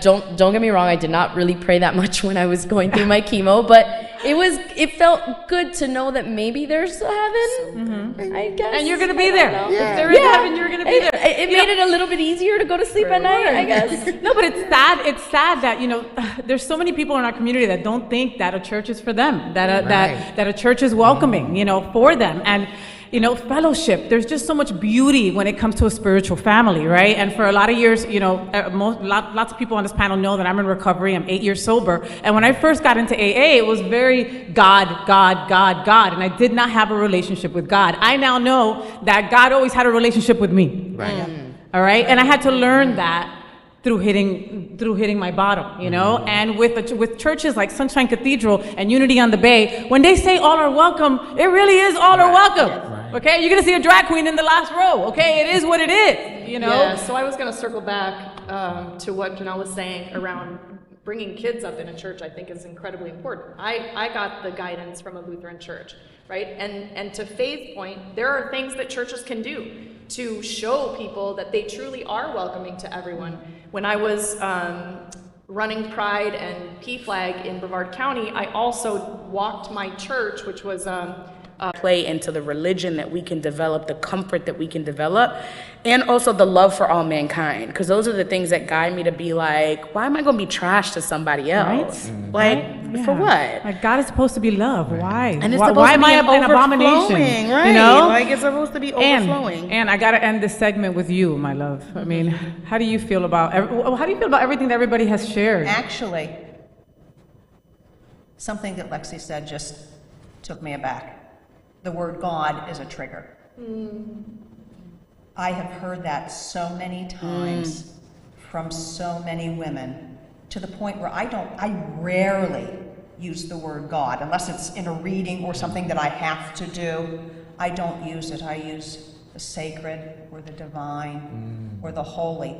Actually, in my doctoral dissertation, I wanted to create a lesbian theology. That's what the whole process was about. And I rarely use the word God, and I actually went into that, why lesbians in particular wouldn't use God, because it is a trigger word. It is a word that was used to control, and it was a word that was almost hateful. If you don't do what God says, God is going to get you. That's painful, that's horrid. I'm sorry that happened to you. I truly am. Religion has hurt so many people, and particularly lesbians. They really have, because we don't fit the norms. Many of us will not have children, some do. We don't create traditional families, so that goes against the teachings of the church. But how does religion affect me as an out lesbian?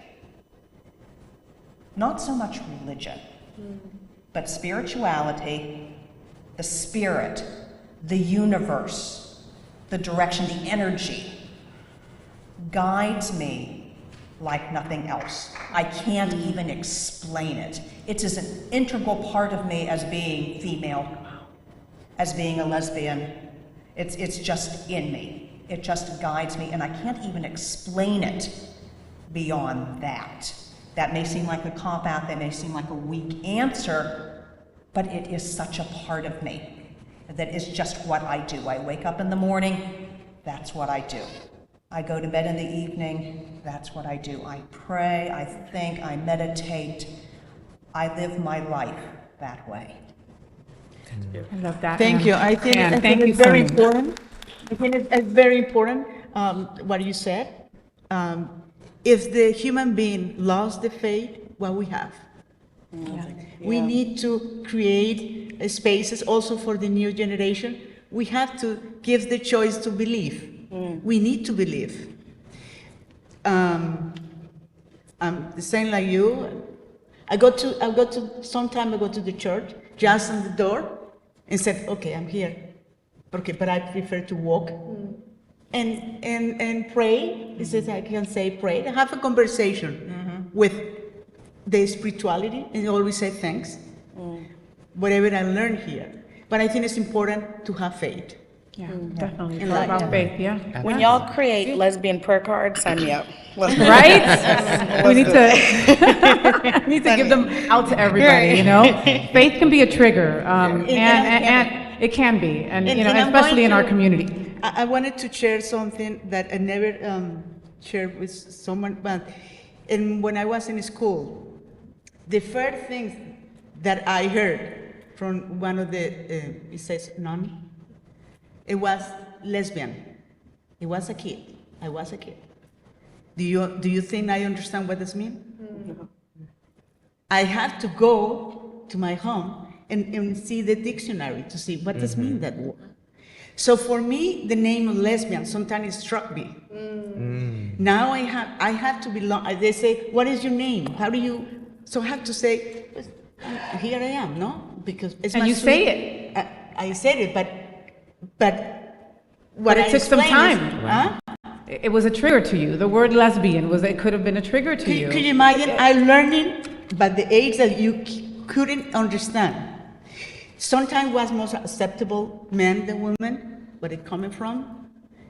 So it was hard for me to learn. Now I accept, but for me it's no enough. I feel like it is no yet for me, but I accept.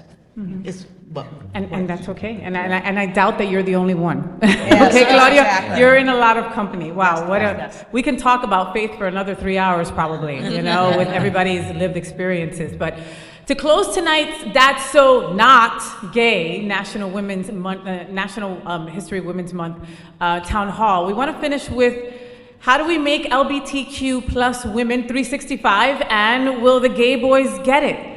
We need more than a Women's History Day or a month for LGBTQ plus women.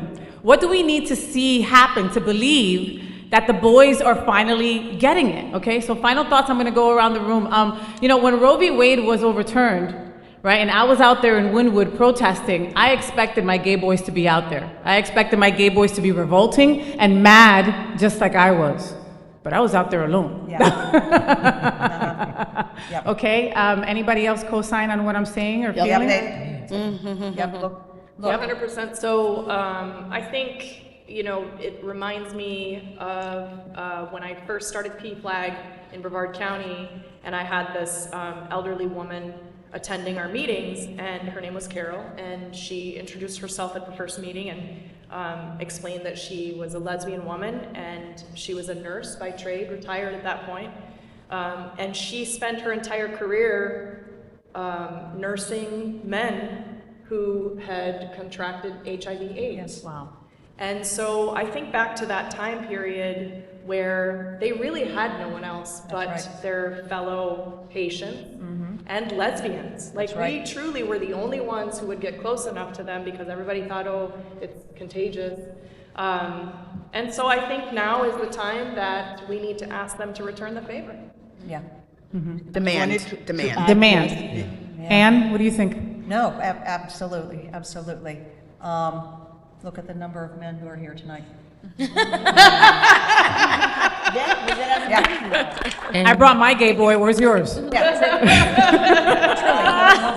the number of gay men that are, or the number of men who are here this evening. And to to support women's events. Right. Yeah. And to Jasmine's point, demand that they do better and help their counterparts do better, right? Yep. Right. And again, you know, they continuously lead in this way because we have to also recognize, like, you know, historically, men provider, men have always been in charge, and some of them still lead with those values, and them having to unlearn that thought process. Right. Yeah. And how do we help them in that, and how do they help their counterparts unlearn that, and to help us in this fight.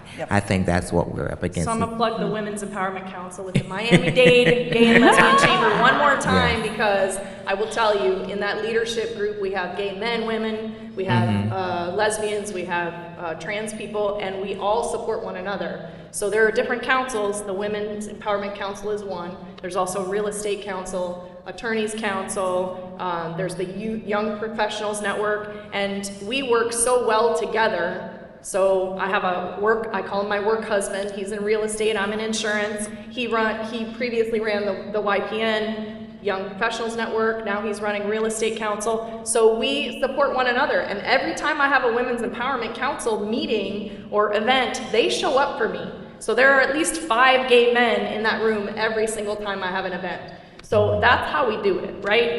We coalition build and show each other support. It's like Jasmen said, we hold them accountable. You know, if each exactly woman on this panel would have forced or told 5 guys, you need to be here for me, then they would have been here. Right.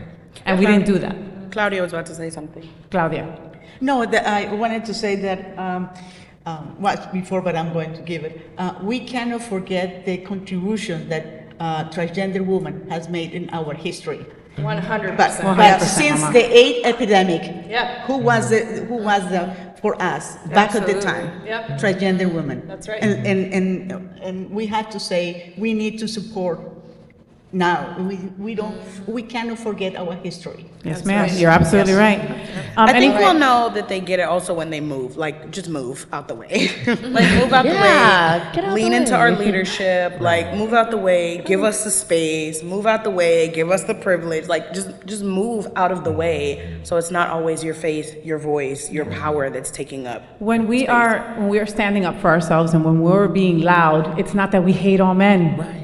Yeah. Okay? You're talking it's not to that a we panel hate of all men, lesbians. right? It's not that we hate you, you know?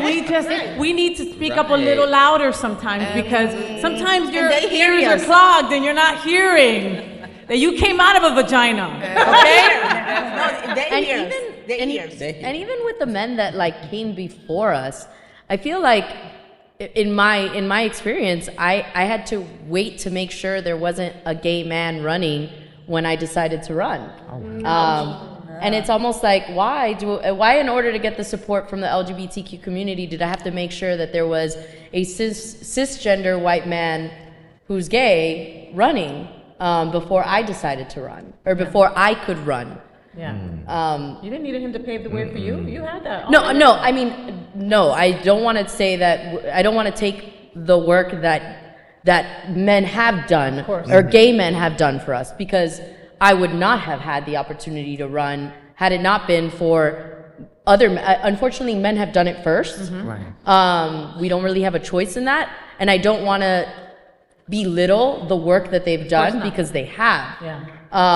It's just now give us the opportunity. And I feel like it's happening. I have been asked to be a part of so many boards here in Miami, where they're organizations that have usually been run by white men, white gay men, and now they're saying, hey, I want to see a woman at the table, and we want to be a part of it. Our responsibility is to say yes when they do. Yes.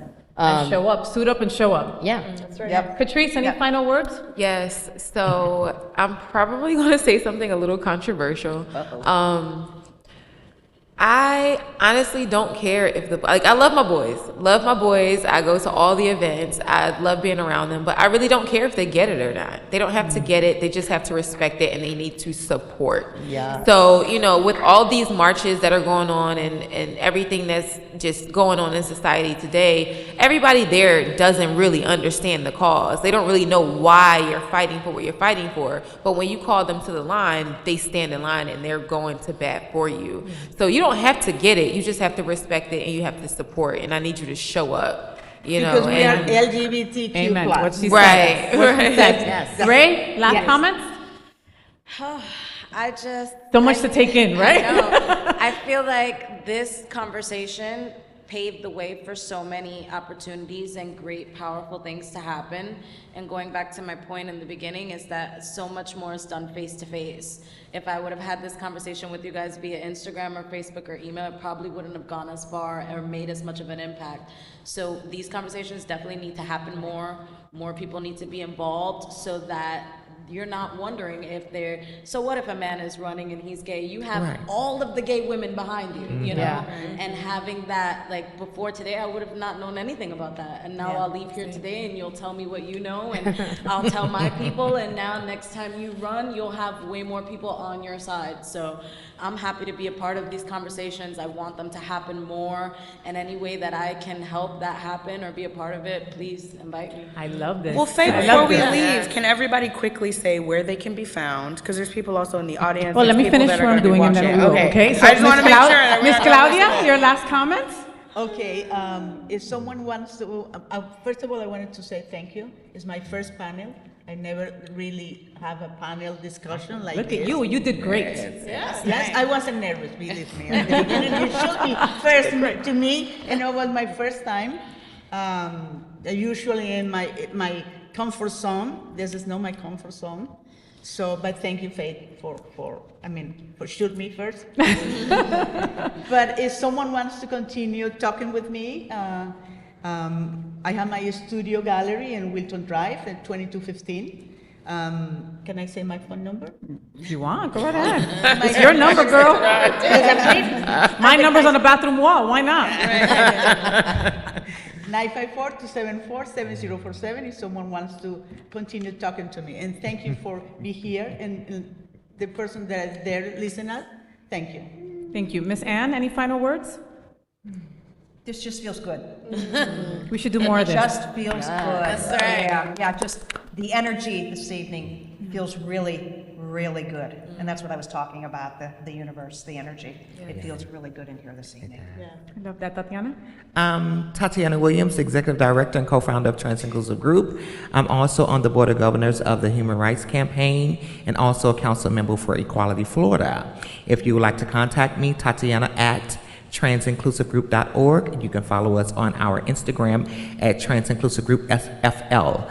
And I'm there, and you get in contact with me, my deputy director, whoever. I'm easy to find. Just She's always posting something fun, so follow her on social media for sure.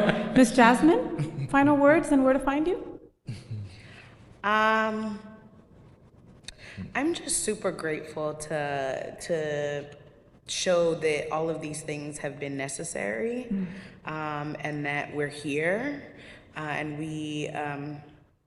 we're here and easy to find, right? It doesn't take a lot of work to bring us together. So I think it's affirming for me, and it also fills me with a lot of righteous anger.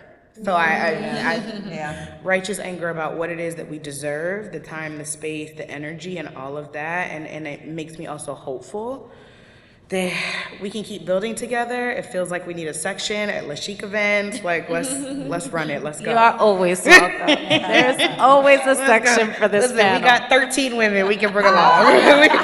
Let's go. Miss Ann, you know that we can find you here at Sunshine Cathedral? Ann, A-N-N-E. Make sure the E at the end. Ann, A-N-N-E at sunshinecathedral.org. And they have wonderful services here every Sunday. Two services, Two services here every Sunday, and I am here a lot. And when Sunshine Cathedral says all are welcome, they actually mean it. All yes, are they welcome. do. We are not just welcoming and celebrating, which is a beautiful thing. We we're not open, forgive me, open and affirming. A lot of churches describe themselves as open and affirming. We are welcoming and celebrating everybody. Wherever you are in your life journey is welcome here at Sunshine Cathedral. And celebrated. I love celebrated. That. I love that so much. Celebrated. I love that so much. Miss Janelle, final words and where to find you? So thank you, Jasmine, for texting me and telling me I needed to do this. This is great, and I promise that I will always show up when I can for everyone here. So my email is Janelle at JanellePerez.com. And I'm happy to discuss and chat further with anyone, whatever. I would love to do a lot more of this, and I'd love to see this I'm sorry, as a Pinecrest suburbia mom who plays tennis on Fridays, I would love to see this happen in the real South Florida, Miami-Dade County. Nice. All right. I know this is controversial. I'm being very controversial. We can make that happen. I want to make it happen in the real South Florida, Miami-Dade. Cha-ching! Catrice? Pride lines, people. I second that. Yes. I'm in Miami, so, but I did want to say thank you to Faye and thank you to Jasmine. I really, really enjoyed this conversation. I enjoyed the energy that you ladies brought to the stage and to the conversation. I've been in South Florida for going on 10 years now, and I had never had a lesbian friend. So over the past month, I've been or month and a half, I've been really meeting so many wonderful same-gender loving women that I'm really appreciative of. So I really enjoyed my time here. I don't have social media, but I'm always And around. she's still alive, people. But I'm always around. Katrice, Katrice at pridelines.org is where you can find me. I'm always open to have any conversation. I'm an open book, and I'm always willing to help. So. And she's always at the Women's Empowerment Council event. I So you can am. see her then. And the chair of the Women's Empowerment Council, Miss Lexi Goza. So I just want to say huge shout out, thank you to Faye, and none of this would have been possible, obviously, without Jasmine. So thank you for recommending me, and thank you for including me. Echo what everybody else has said. Every time that we get together, there's this immense power in the room. So we've done the lesbian takeover of Queer News Tonight in the past. Al always says it's the best show ever. I don't know if he says that to all the anchors, but He doesn't, trust me. I take it. Yeah. And so I'll echo what others have said. I'm here for it. So anytime, again, thank you for the opportunity, and I look forward to what happens next, right? So let's do the thing. I run a business. I'm Lexi Goza State Farm, and you can reach me on Instagram. It's Lexi SF, like State Farm Agent. And you can reach me by email, lexi@lexigoza.com. And I would love more people to work with me in my agency who are lesbian. I currently have 2 gay men on staff, but I need some women up in my office. And always happy to mentor other women who are looking to start a business. So please, More important. let me know. Thank you so much, Lex. Ray, last but definitely not least, Mamita. You can find me on Instagram. That's where I mostly respond to everyone. It's Les Chic, although Instagram won't give me my little hyphen, so it looks like Les Chick, but it's okay. it's Les Chic, LESDCHIC, and I just want to end with saying a humongous, outlandish thank you to Jazz, because again, I've been here a couple years, and I've been putting my heart and soul on the line, and you have just been the first and only person to really show passion when involving people. It's so easy to just be like, and I know as an organizer, not a promoter, an organizer, that, okay, what's gonna make this pop? Okay, we need this person, we need that person, but you're not thinking about this person's livelihood, you're not thinking about this person's passions, you're not really thinking about this person, you're just thinking about what it brings to your table.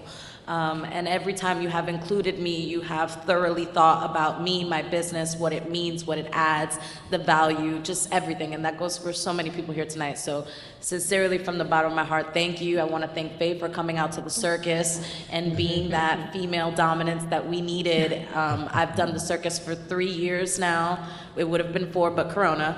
And it was the first time that I had anyone come out and conduct interviews, and it was a humongous help, and it was so fun to watch, and I can't wait to share it with everyone. So thank you guys so much, seriously. Thank you so much. Thank you, Ray. And again, echoing what you say, Miss Jasmine, thank you so much for just giving us a space, allowing us to be us. Yeah. Okay?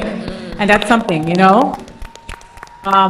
Jasmine handpicked each and every one of us for different reasons. And, and during this process, I have learned so much about myself. I've learned so much about you. You've allowed me to make mistakes. And, you know, education is key for everything that we do. You know, like I know people that are like, I'm this old and I'm done. I'm not going to learn anything else. No. If more people had conversations like this, can you imagine the relationships we can mend?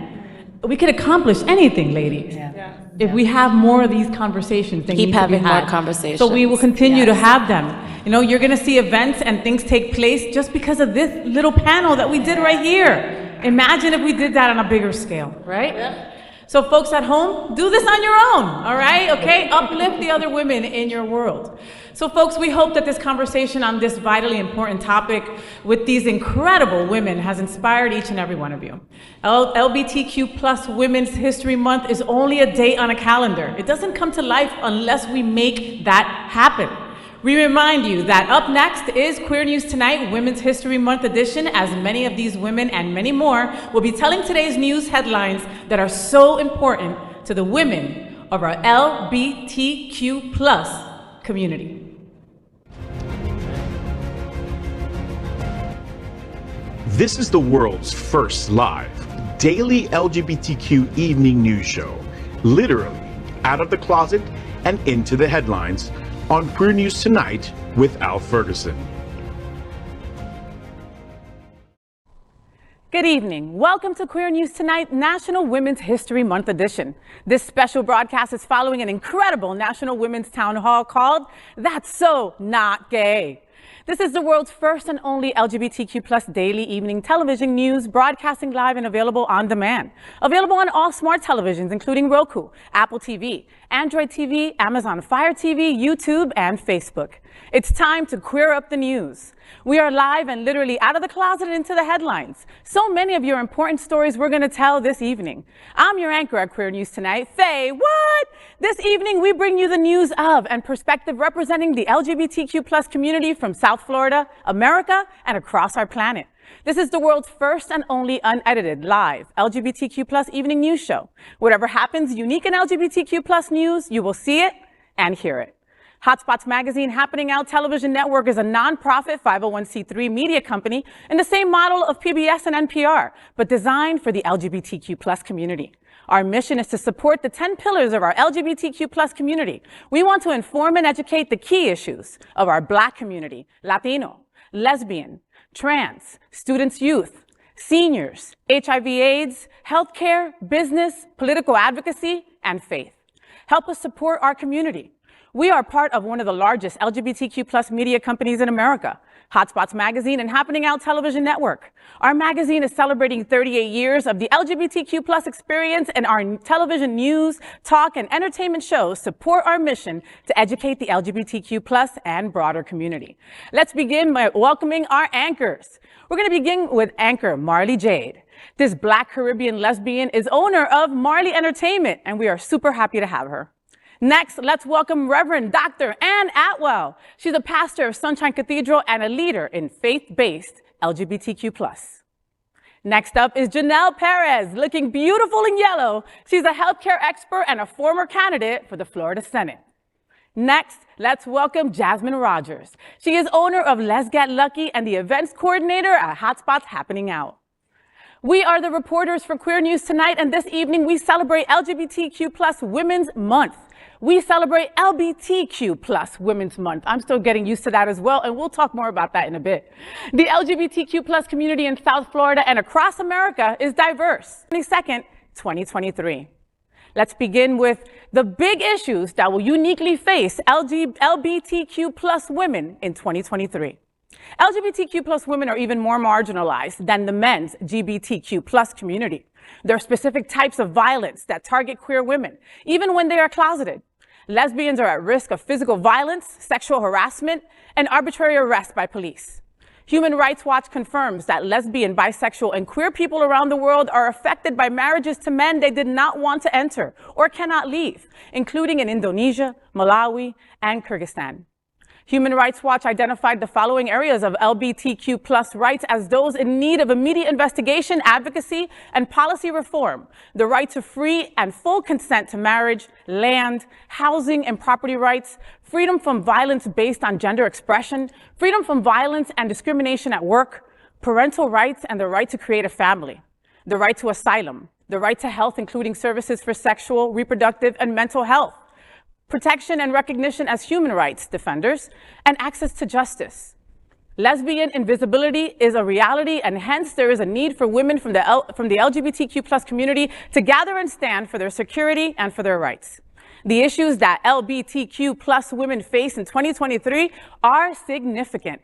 And going down this laundry list of things that we go through honestly breaks my heart, you know? I mean, it's human rights. That's really it. It's basic human rights that we ask for. And then we think about our sisters in other countries and what they have to go through. And, you know, and the first person that I thought of when I was thinking about this story was you, Janelle, because your parents left Cuba, a dictatorship, okay, to go somewhere free. Yeah. And here you are, a lesbian in this community with all this stuff against us. Still in Florida. And especially here in Florida, Mama. What do you think about this? I mean, it's horrible. Just today on the news, I was seeing that in Uganda, they made it illegal to identify as LGBTQ. Imagine what it must be like for women in these countries and you know, having to flee in order to be themselves. It's awful. Yeah. Anne, what are you thinking? What comes to my mind is back in the day, being probably the oldest person here, I remember those times when here in the United States, we've taken a few steps back, of course, but it was like that constantly in every state. I mean, you had no rights, and we have gained some rights here in the U.S., thank goodness, taking some steps back, but we will come back. Now we're seeing it in other countries. And what is it? I mean, the question then becomes, what is it that we can do to help these women? Many of us have had that experience where we've had our rights diminished, taken away. We've learned, and what can we do now to help them? I think that's something that a lot of us really need to consider. Yeah, can you imagine how scary it is to have to marry a man without your consent? Mrly, what does that make you think? That's definitely not the route that we need to be going at all. Yeah. Like it's already hard enough coming out, like sometimes in different families and even around your friends, but to know that women out there are dealing with needing to, like having to or being forced to marry someone that they don't love and marry someone that they don't see themselves loving and not having any say in it is ridiculous. Ridiculous. At this point. So yeah, and you know, like Anne said, we take a couple of steps back, but we still are more forward than some other places. You know, only a couple of decades ago, we needed a man to co-sign on a checking account as women. You know, Jasmen, what does that stir up for you? I mean, it stirs up this idea that I hope that we don't get complacent in thinking at least we're not as bad as other countries. Because we see in Florida that they're taking way more than a few steps back. There's some states that are protecting LGBTQ students and youth and marriages, and in other states they're allowing people to decide not to recognize someone's marriage just because you don't feel like it. Like that to me is terrifying, and we shouldn't rest on, but at least we're not that other country, right? Not that we need to fight like hell for ourselves and also for women and people in those other places. I agree. Miss Mrly? Next, here's why queer women say a Women's History Month matters.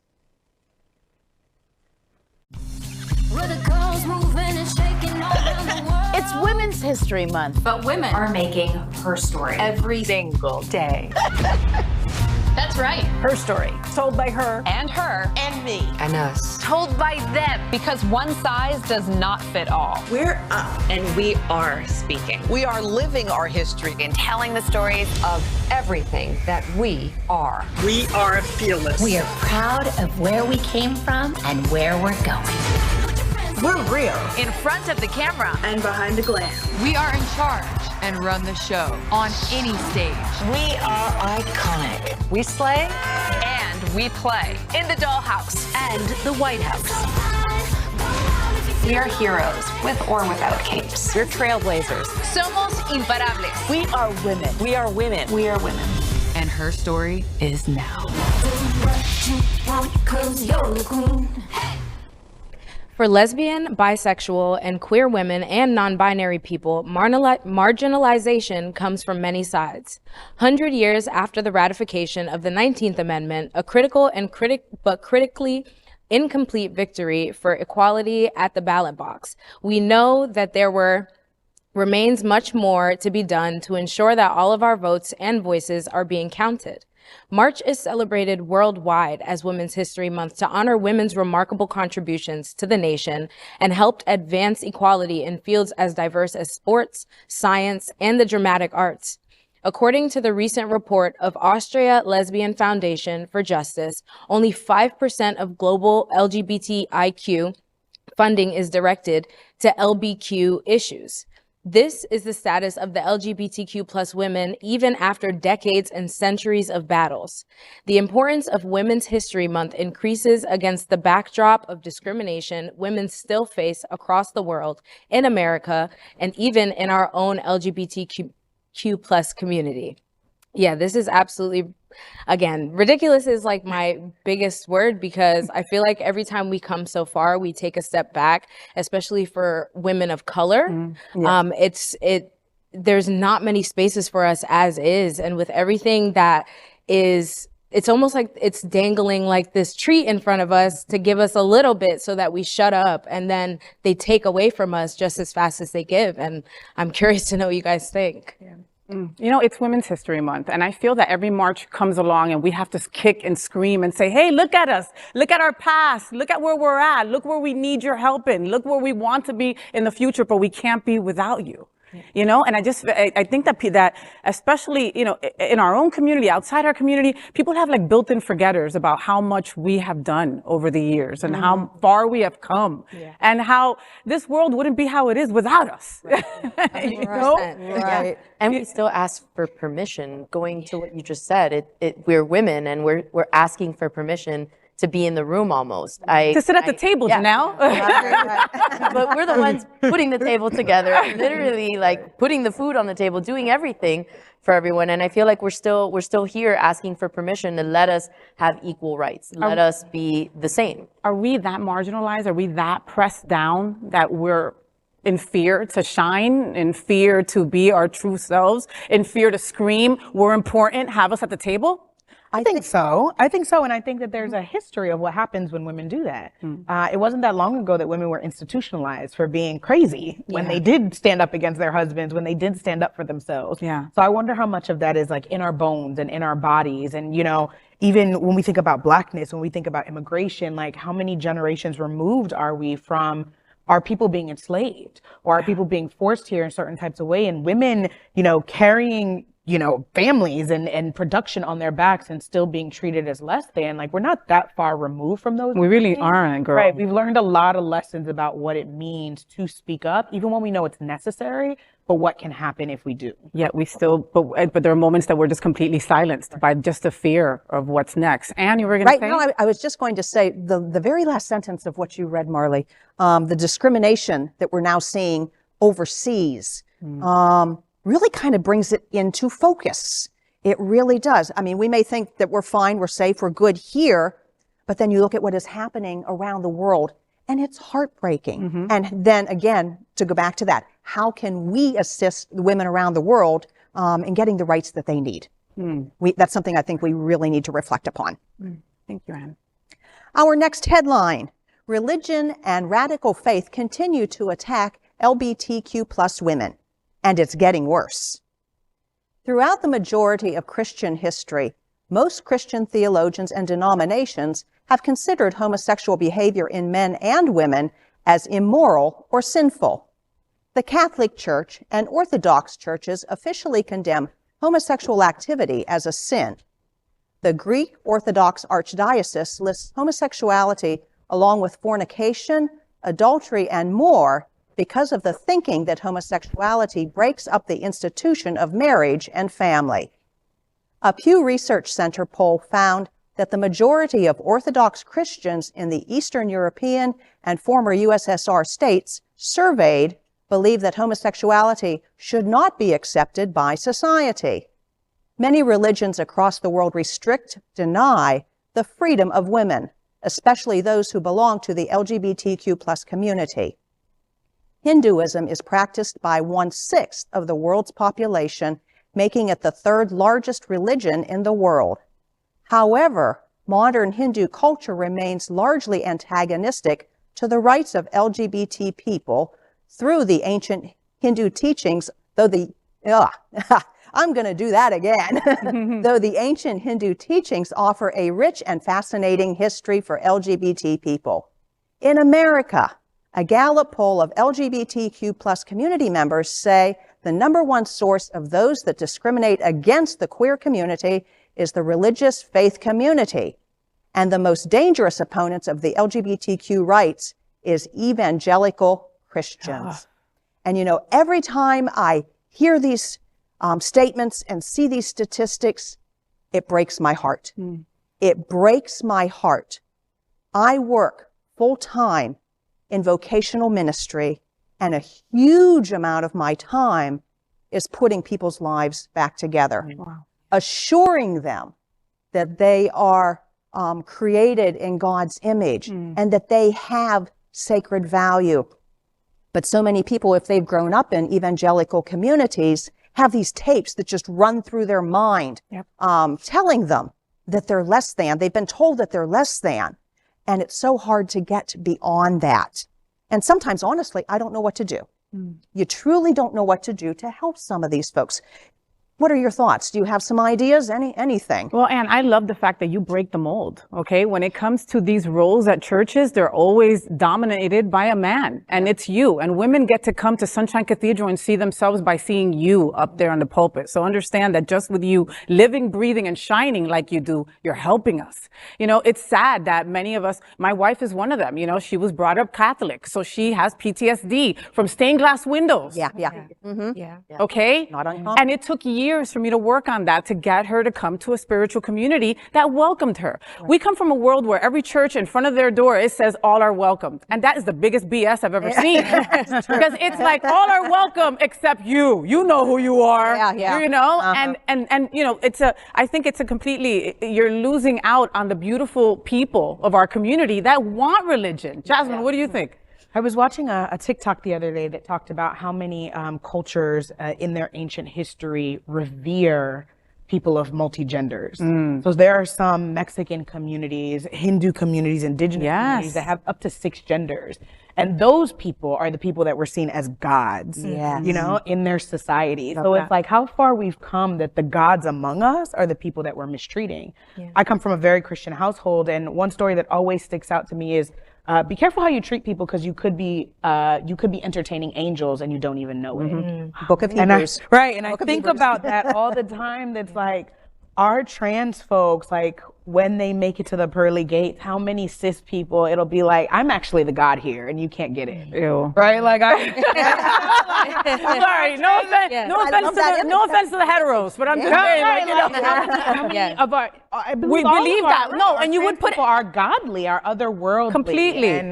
Completely. But you put a lie detector test on them and they would probably believe that they weren't going to go through the pearly gates because of just how much we've been told and how much has been indoctrinated into us our whole lives. I'm telling you, I go to church every Sunday, okay? I come here to Sunshine Cathedral. I have a place of faith, yet there are moments where I still wonder.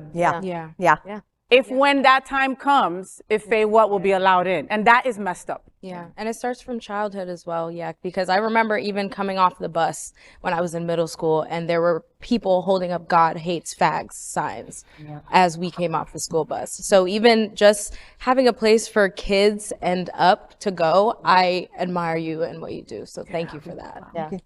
Thank you. I mean, when my wife and I were looking for faith for our daughter, to raise our daughter, we ended up leaving the Catholic faith and going to Episcopalian, and great. They're welcome. Beautiful, yes. Anne says that's okay, so you're good. We're okay. Speaking of children, the next headline, the Don't Say Gay bill is harming the most marginalized LGBTQ+, our girls. LGBTQ parents and pediatric psychologists say Don't Say Gay law stigmatizes being gay or transgender and could harm the mental health of the LGBTQ youth. These same youth are already more likely to face bullying and attempt suicide than children who are cisgender and straight. Child psychologists say that such laws create an unsafe environment for LGBTQ+ children. 2/3 of LGBTQ+ youth said debates concerning state laws have had a negative impact on their mental health. Gretchen Robinson, a lesbian high school teacher in Orange County, said, quote, "It targets very obviously, LGBTQ plus students, it others them, and that's not okay, end quote. Irrespective of what Republicans and supporters of the law say, the law is going to harm the most marginalized LGBTQ plus students, our girls. And this is a tough one for me as a parent. You know, I grew up always knowing that I was gay. I knew in the 6th grade that I was gay. And it was to a religion teacher that I came out to for the first time when I was in 6th grade. Had I not had that support from my teacher, because I didn't feel, I'm wrong, I have an incredibly supportive family, but at that time, I didn't feel that my family was gonna be supportive. I can only imagine what would have happened to me, feeling the things that I was feeling, the self-hate, the self-loathing, if I didn't have that teacher to come to. You know, it's tough, but I'm curious to hear what you all think about this. Thank goodness that the Trevor Project exists. Yeah. Okay, let's start there. Thank you so much to that organization. You know, we know what bullies are. We know what bullies do. And a lot of us have been on the hard side of that, okay, just for being LGBTQ+. This now puts an extremely huge target on these kids, okay? Basically saying, there they are, let's pick on them. Who is going to protect our kids, Anne? Yeah. Us. And by stepping up and stepping out and saying that this is not okay and that we need to make some changes, we need to reach out to politicians, we need to reach out to the change makers to get these changes and work for that, because it is so important. We all probably remember what it was like to feel marginalized. We don't want that for our kids. No, we don't want that for our kids. At all. Yeah. Mrly, what I see you like, you're taking that deep breath, like, you know, this is ridiculous. Kids are such a soft spot for me because obviously like they're molded and they absorb everything that is given to them. And I'm just thinking about, I have a friend of mine who has a transgender daughter, and to know that she is living as a 13-year-old, you know, trying to be this person, and the world is literally knocking her down every step of the way. And she is such a beautiful person, and they don't even get a chance to see that. And I don't want them to knock out their light before they even get a chance to show it, you know? So like, my heart breaks every time I think about it. So that's why I'm doing my part in the best way that I can, you know, and I'm so grateful to even you ladies as doing your parts, you know, because we need that. And that child has you to look up to. So you keep shining how you do. Thank you. I just think it's just wild to me, because every time we talk about this on Queer News Tonight, I'm always like, how bored are Republicans? like what, you got nothing else to do, you know? Like, do you not like bowling? Or like, don't you play card games? Go after this stuff up. Right, like, what are we doing? And it, back to, you know, the story of just how free and how revered like trans folks have been throughout history since the beginning of time. Like, to attack LGBTQ young people, number one, it's punching down, right? Like, you're going after kids, you're punching down. So how weak are you? And then it's also just like, are you jealous of the freedom that these kids want to have at such an early age? Maybe you didn't know who you were that young, but these kids are very boldly saying, this is who I am, this is who I want to be, this is how I want to express myself. And like, what kind of jealousy do you have to be like, absolutely not, you can't do that. And even now as a parent, I didn't see this. I'm looking at things through my daughter's eyes. And there is so much that these young kids have that they know, you know, I know who I am. My daughter's 5 and she's so confident with herself. To just knock them down is pretty awful. It really is. Well, another intersection of LGBTQ women is racial justice. Racial justice are key issues LGBTQ plus women face in their communities, according to a new poll by NPR, the Robert Wood Johnson Foundation, and the Harvard T.H. Chan School of Public Health. LGBTQ plus people of color are more than twice as likely as their white counterparts to say they've been discriminated against because they are LGBTQ plus in applying for jobs and interacting with police. Isaiah Wilson, the coalition's director of external affairs, says LGBTQ plus people of color are, quote, the most impacted communities, end quote, when it comes to discrimination. For women and trans women of color, it gets even worse. For, quote, trans military service, access to health care, or if you look at employment, end quote, according to Catalyst, trans women and queer women were also more likely than cisgender women to say they'd experienced racism. And women with darker skin tones were far more likely to say they'd experienced racism at work. My response to reading this story was, duh. Like, we live in a white supremacist world, and that does not go away just because you're gay. Right. And I even would argue and say that before people even know I'm gay, they see I'm black. Wow. They see that I'm a woman. Very true. Like, there's two things that people will know about me immediately or assume about me immediately before they even ever know that I'm gay. So when we talk about pay equity and Women's History Month and things like that, like Pay Equity Day is earlier in March, where it's 71 cents to a man's dollar, but that looks very different for Black women, for Latinas, for Indigenous women, you know, for Asian women, that looks very, very different.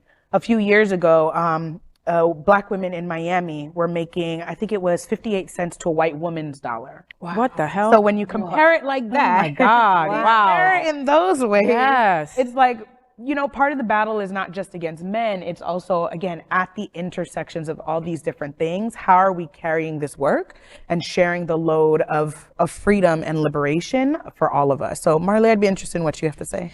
Well, you know why I do what I do. I create spaces for queer women of color. There are little to none. I'm not even from here. I'm from New Jersey, and I've lived here for nearly 20 years, and I couldn't tell you where to go.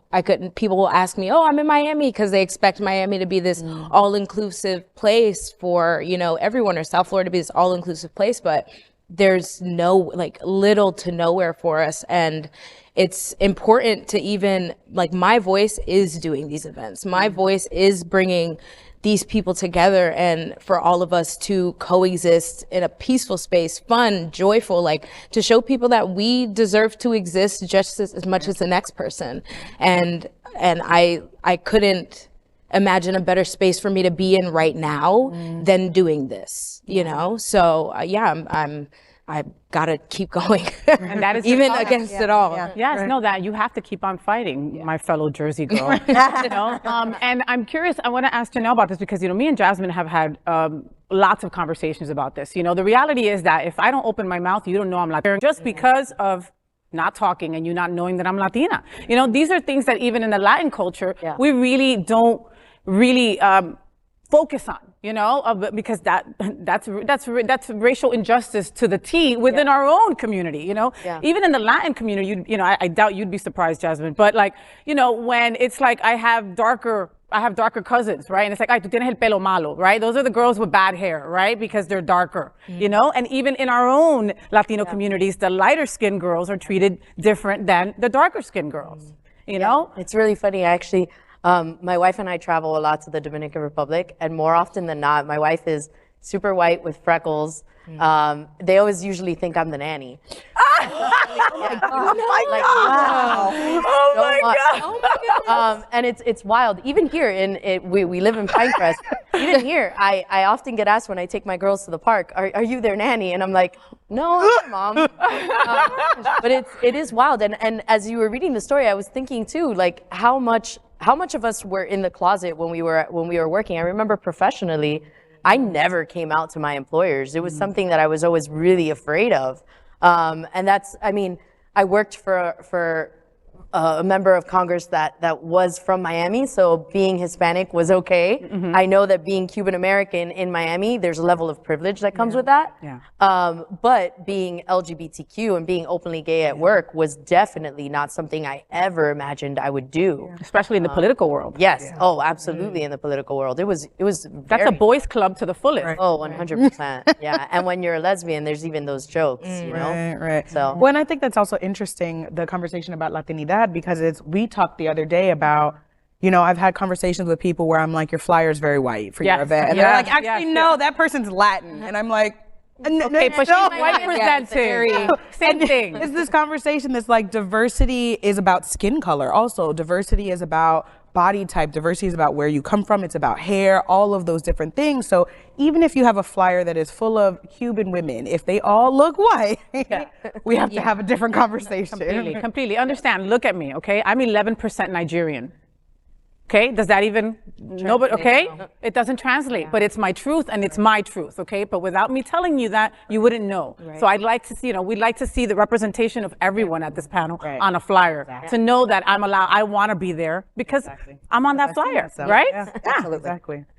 Happening Out Television Network are proud partners with Sunshine Cathedral, the world's largest queer church. The network broadcasts from the Happening Out Television studios on the campus of Sunshine Cathedral and broadcasts the largest LGBTQ+ religious service in the world from Sunshine at 10:30 a.m. every Sunday. Queer News Tonight proudly supports Sunshine Cathedral. Hashtag #MyQueerChurch.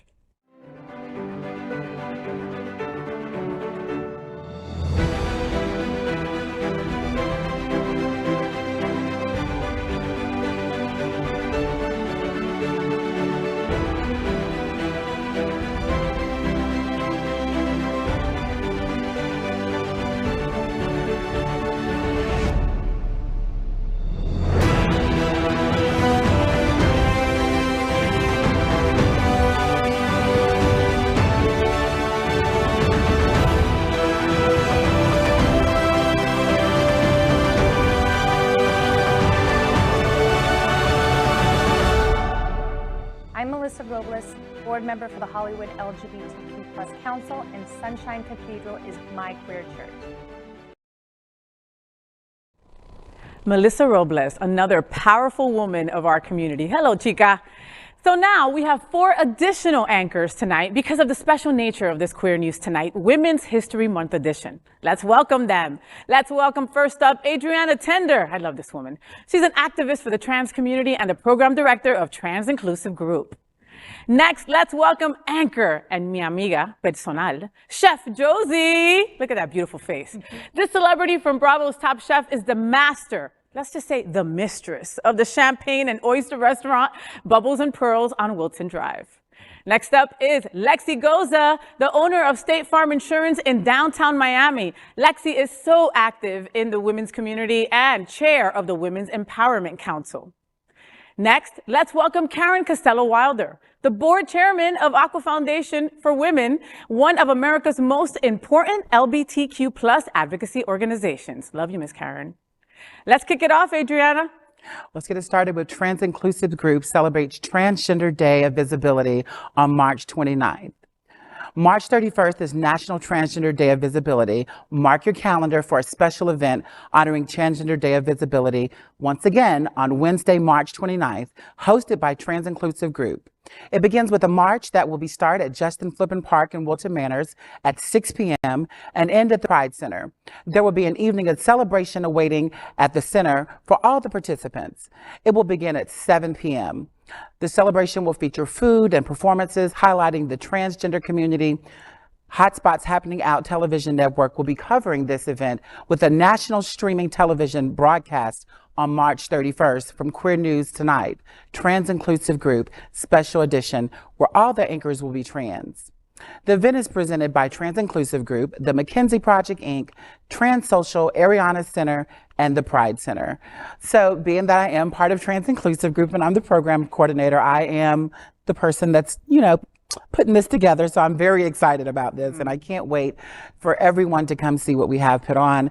We have Miss Florida, Juliana Rivera, and Tatiana Love, which is Miss Florida at Large, and China Hilton Stacks, who's Miss Alibi. They'll be entertaining as well. So I'm so excited about it. I was there last year and what an incredible event that you folks put together. Just incredible. How important is this, Adrianna?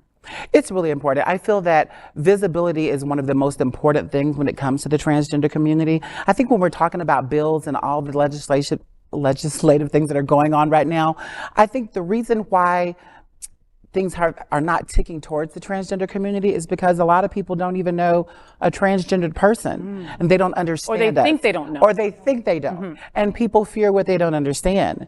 So it's very important for us to be visible, out telling our stories, and just being effective community members. Which you do every day, Mama. I do my thank best. you. No, you do incredible. Lexi, I have to go to you because you're the mother of a beautiful trans child, right? How important is a day like, Day of Visibility, like what we're going to celebrate at the end of the month? Well, I think incredibly important, as she already mentioned, right? So visibility is everything. When we're faced with a culture in the state of Florida, especially in the legislature, demonizing the trans community and leveraging them, because there's always got to be a common enemy, right? That mobilizes voters. It's incredibly important that people see our family members who are trans and proud out in the community, and this is one way to do it. I'm super excited about the network broadcast live piece of it, because that means that people who don't live in South Florida, like my adult trans child, can view it remotely. So I think that's incredibly important. But isn't that wonderful? Think about that, Adrianna. Like what you're doing, some kid in Texas or in Tennessee that doesn't see any way that they'll ever be to be able to be their true authentic self on any given day can have some hope. That's what's important, because I know that representation does count. And I wish when I was a little kid that I had someone there that I could look at it and go, you know what, one day I can be like this person. Or Laverne Cox, I could be an actress. Or Nathan Brumer, a politician. Those are the type of representations that we need to see. And I think that the world just needs to see, like, we're just like everyday people. And once they realize that we're just like everyday people, I know my neighbor across the street, she was like, oh my gosh, I never realized you were trans. You're just like everyone else. And I'm like, are you serious? You know, right? So that's important. And it's crazy because in this day you have to go, yeah. Like when in the back of my mind, I'm thinking, wow, you're crazy, right? Like, did you really just say that statement and it's okay? We kind of have to just go with it. Josie, what did this make you think? You know, this has been at the forefront of my mind every single day as I open my newspaper in the morning. I turn on the news and stay up to date. This full-on attack of the trans community, it comes from ignorance. And as much as we want to stand up and fight against the ignorance falls, that responsibility of education and also awareness falls on on us to be the ones who are actually making sure that they do know. And so events like what you are participating in and organizing, this is so important, and you can trust me to be one of your allies. You better be there. Everyone knows it's happening. Okay, so let's get it, guys. I'll be looking for every one of your faces. Oh, I will be there. We will be there for my sure. calendar. And so next, this is going to be a good one, guys. Are gay neighborhoods designed to exclude women? WeHo, Boys Town, Wilton Manors, are you listening? Gay neighborhoods, like all neighborhoods, are in a state of continual change. The relevance of gay neighborhoods originally formed to promote segregation of individuals who identify as sexual minorities is lately challenged by advances in technology, experiences with the pandemics, shifts in generational opinion, and social values increasing acceptance of LGBTQ+ individuals and status of LGBTQ+ women within these gay neighborhoods. While acceptance for the LGBTQ+ community overall is increasing, the acceptance of women within the community is questionable in terms of inclusivity. Even cultural events and social gatherings arranged by LGBTQ+ friendly organizations and establishments, including clubs, libraries, and prides, seem to focus more on gays. A BBC study confirms that the number of gay men featured on television is much higher than the number of gay women. This is partly due to the strong patriarch undercurrents that have shaped women's lives. Lesbians have remained largely invisible, waiting in the dark. So some of America's largest, quote, gayborhoods may mean just that, gay. OMG, ladies, okay? I am constantly on a search for the ladies in my town, and I'm gonna just tell you right now, as much as I want to say, again, it's our responsibility to make our presence known, of course, yes, what's going on? You know, we're in Wilton Manors, right? And I can speak for my neighborhood, even though I've visited all the neighborhoods that were mentioned, okay?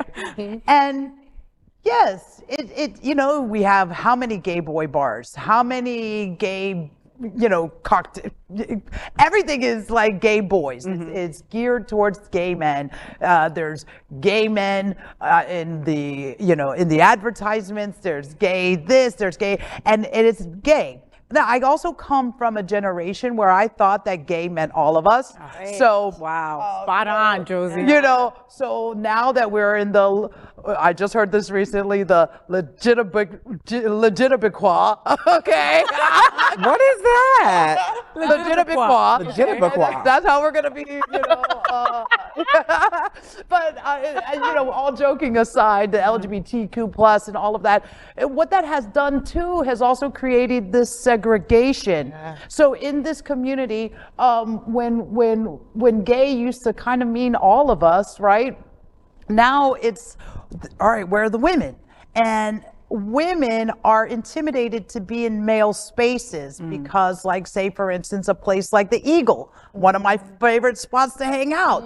The boys don't like to wear the shirts there, They're a little sweaty, they're, a little hairy. There are a lot of things. A little naked? That girls don't really necessarily like. But we gotta I don't know, what do you think, guys? Like how do you get in there? How do we break out of that and be comfortable with our male counterparts and really enjoy sharing space with them? I know that we've said this a million times, but we need to continue to make our own spaces, just like your restaurant, right? Is, woman owned and led, and, and people flock to Bubbles and Pearls because they know it's a lesbian at the helm. You understand? And, I lived in the Castro when it was gay. I lived on South Beach when it was gay, right? I lived in Chelsea when it was gay. And I thought that too. And that was something like, what an epiphany you just gave me, Josie. I felt comfortable because it said gay. But it's funny that I felt okay to be with the boys, but the boys usually aren't happy to have us there. That's right. When me and my wife moved into the neighborhood, they were like, yeah, gays moved into the neighborhood. When they saw it was two lesbians, they were like, Now, do I put my big gay flag on the front during the, talking about the times that we're in right now? I'm a little scared to, so I don't. So is that diminishing our light by just being that much under the radar? So, I speak to this from several different perspectives. So I'm very not a lesbian when it comes to mixing with the boys. So I frequent Twist. I frequent all of the South Beach gay boy bars. Wilton Manor, I love just going and hanging out with the guys. I love Eagle. I love Hunters is my favorite place on the Drive.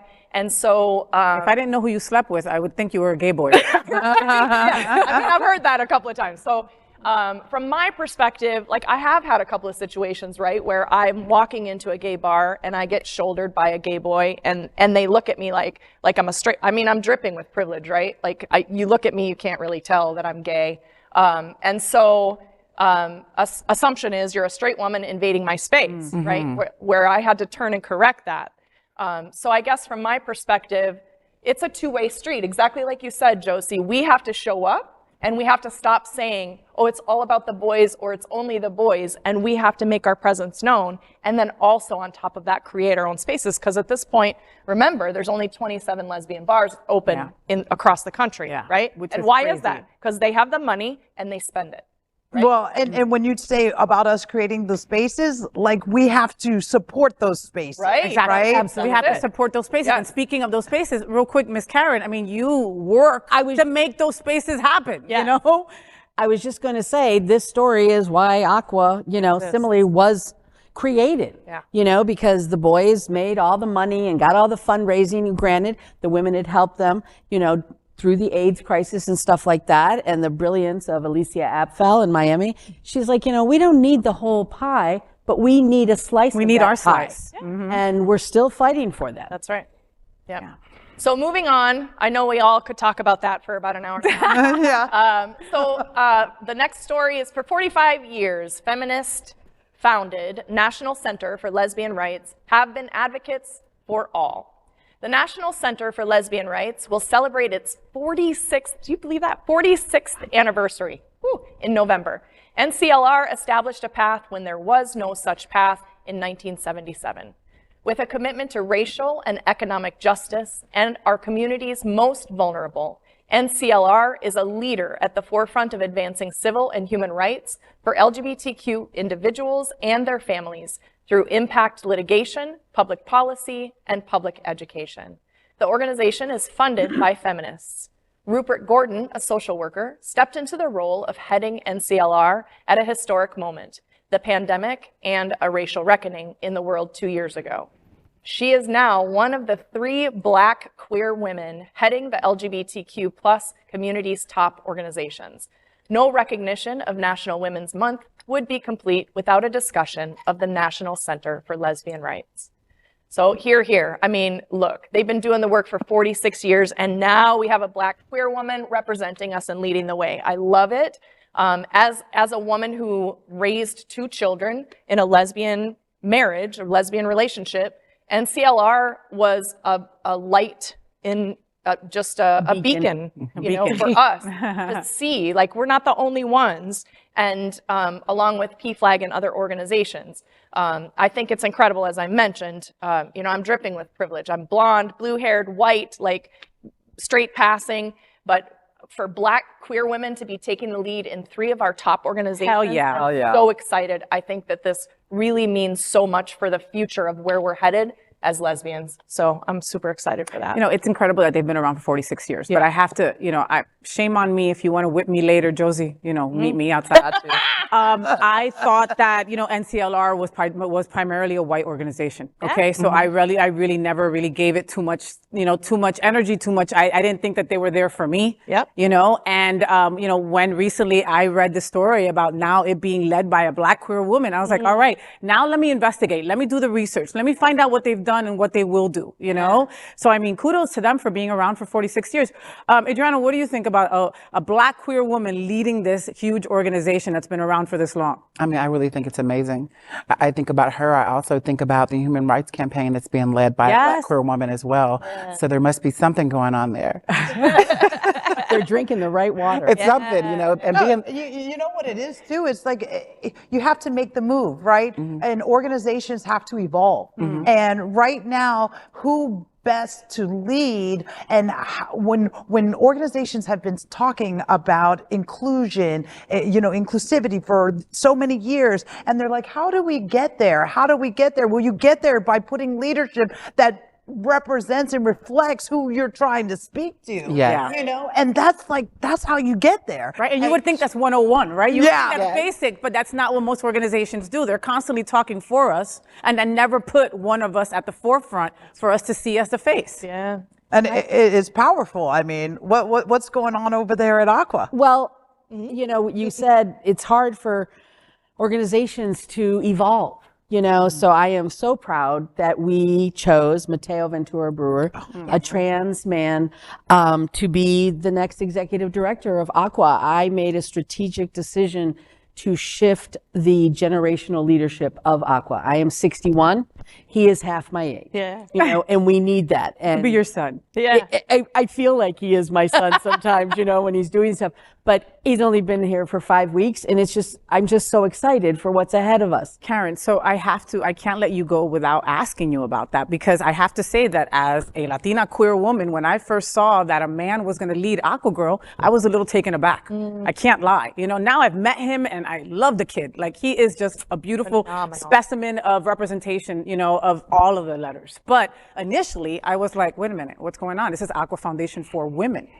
Okay, have you got any pushback about that? Not really. I think most of the people who are in the game understand that it's 2023. Evolving. We can't be the Aqua of 2004. You know what I mean? Because we're not even serving, you know, we're serving a lot of different people now. You know, still the women, still totally centered on queer women, but, you know, we have lots of trans scholars, you know, and so it got to the point where it's like, well, we need to, you know, walk the walk, not just talk the talk. And also, he was hands down the best candidate. Lexi can confirm. She was on our interviewing committee, and at the end of the day, that's what we want. It's the perfect candidate for the position to help us get to the next level as women. And also, honestly, with him, he has 28 years of lived experience as a woman. So, good time.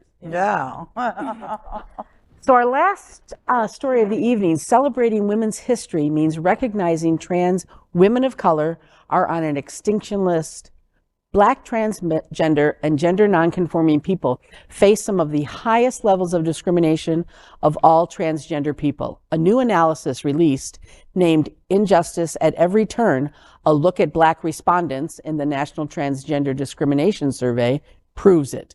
With only a limited number of providers who can competently and respectfully help them navigate these life-changing services, trans people of color are often left to fend for themselves. The Human Rights Campaign has recorded nearly 300 cases of fatal violence against trans people since 2013. And in the US, 84% of whom people were people of color. In 2021 alone, 57 trans people were killed and over half were Black trans women. And we know because that is happening in our community. Also, Black trans women continue to have the highest risk for violence due to how their experiences of anti-Black racism, cis sexism, and sexism intersect. This year, the majority of the over 300 anti-LGBTQ+ bills introduced in states are aimed at the trans community. The battle lines appear to be getting worse for our trans sisters. And isn't it so? You know, we have a fund at Aqua called the Trans Emergency Fund. And in the last 2 years, everyone that's applied, we give like a $200 grant, you know, if they need a little help with rent or whatever. We've never denied anyone, you know, they fill out an application, but every single one has been a Black trans woman, you know, needing our help. Wow. And the need is out there. And Adrianna, I have to ask you, okay? So almost on a daily basis, we hear a story about one of our siblings being killed, mainly Black and brown. Okay, women of the trans experience. Are we freaking delusional? Like, are people just delusional about what's going on to our sisters? I think a lot of them are. I think for a long time, I was delusional myself because I navigated community as a cisgendered Black woman. At least that's how I felt I navigate. And I really haven't had too many problems. But just recently, one of my sisters, I would say her daughters, which was a good friend of mine for many years, recently was killed. And so it was just put right there in front of my face, like, this really could be me. Wow. You know, the average lifespan of a Black trans woman is 35 years old. Wow. And so that's really something to think about, 35 years old. Yeah, yeah, that's tough. Yeah, I mean, and you know, and before your life even gets started, right? 35. And, you know, I mean, and I have very close, you know, I can't even begin to think about the pain that someone would go through losing someone so close to them, you know? And if it happened every once in a while, okay, but this is freaking happening every other day. And like Karen said, it's happening right here in South Florida. Josie, what does this make you feel? Like your nose is getting red and you're getting all kinds of feelings. I see it. Leaning forward. Yeah, because you know me, right? I'm feeling you. That's what it is, and I'm feeling you. And I have so many trans friends, and I see the full-on attack of your community, and it's our community.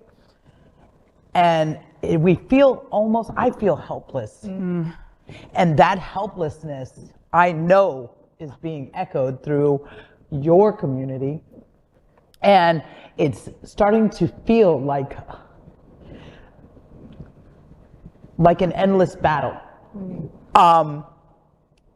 I don't know what the answer is, how we protect each other, how we keep each other safe during this time. And it seems to only be getting worse. But what I do know is this: we have to stay committed to protecting, to bringing trans issues to light, to bringing awareness, education to the community. And we must, and we know, like every war we're a part of, there's going to be cannon fodder. And so to all of those sisters and brothers who will lose along the way, we can never let their spirit, their life mean nothing to our community. Thank you so I'm much. so happy to report that Aqua is bringing back TransCon this year. It's been 4 years, pandemic and all of that, and we have a grant from the YWCA of South Florida and the Children's Trust in Miami, and we will be bringing TransCon back probably in September, and we're very excited about it for all of those reasons that Josie so eloquently said. And so I hope to see all of you there. Thank you for bringing it back. There's so many people that love TransCon and didn't have it for 4 years. Adrianna, what do you feel? What do you feel? I feel you like vibrating from the There's other just side. so much I want to say, and I'm just like, okay, let me hold this back. But I'm so glad to hear about these resources that you said that are over at Aqua that you said that you've been giving. And when I think back on your words, when you said helpless, I don't feel helpless because I believe that where there's a will, there's a way. When there's organizations like Trans Inclusive Group, who we have an emergency crisis fund, and we daily, I'm the program coordinator, so I mean every day there's somebody that's reaching out that needs housing, that needs employment, that needs just the small things like hygiene products that we need. So I'm so glad to see that and to hear about your crisis fund. It's my first time even hearing about it. I'll make sure I'll be sending people over there. I see I'll give you my number. I see Aqua Foundation and Trans Inclusive doing something in the future, and that at the end of the day should be the main reason why we're all sitting here, okay? The L and the T, there should be no freaking separation. That's right. Okay, and until both those letters get together, we are effed. Yeah, yeah. Wow, okay, take that all in. Whew. So folks, that is today's news for the LGBTQ plus community on the world's first and only daily LGBTQ plus evening news show. If our community is important to you, share this news with your friends and family. Are you, like most of America, part of our very large television audience watching this live LGBTQ plus news broadcast right now on Roku, Apple TV, Android TV, and Amazon Fire TV? Queer News Tonight is the only live LGBTQ plus digital television show in the world that is out of the closet and into the headlines. We need your support. If our community is to grow, we must tell our stories and bring them to the attention of the broader world. This is the only place in the world that tells these types of LGBTQ plus stories in motion and sound. That is the passion of HotSpots Magazine, Happening Out Television Network, and Queer News Tonight.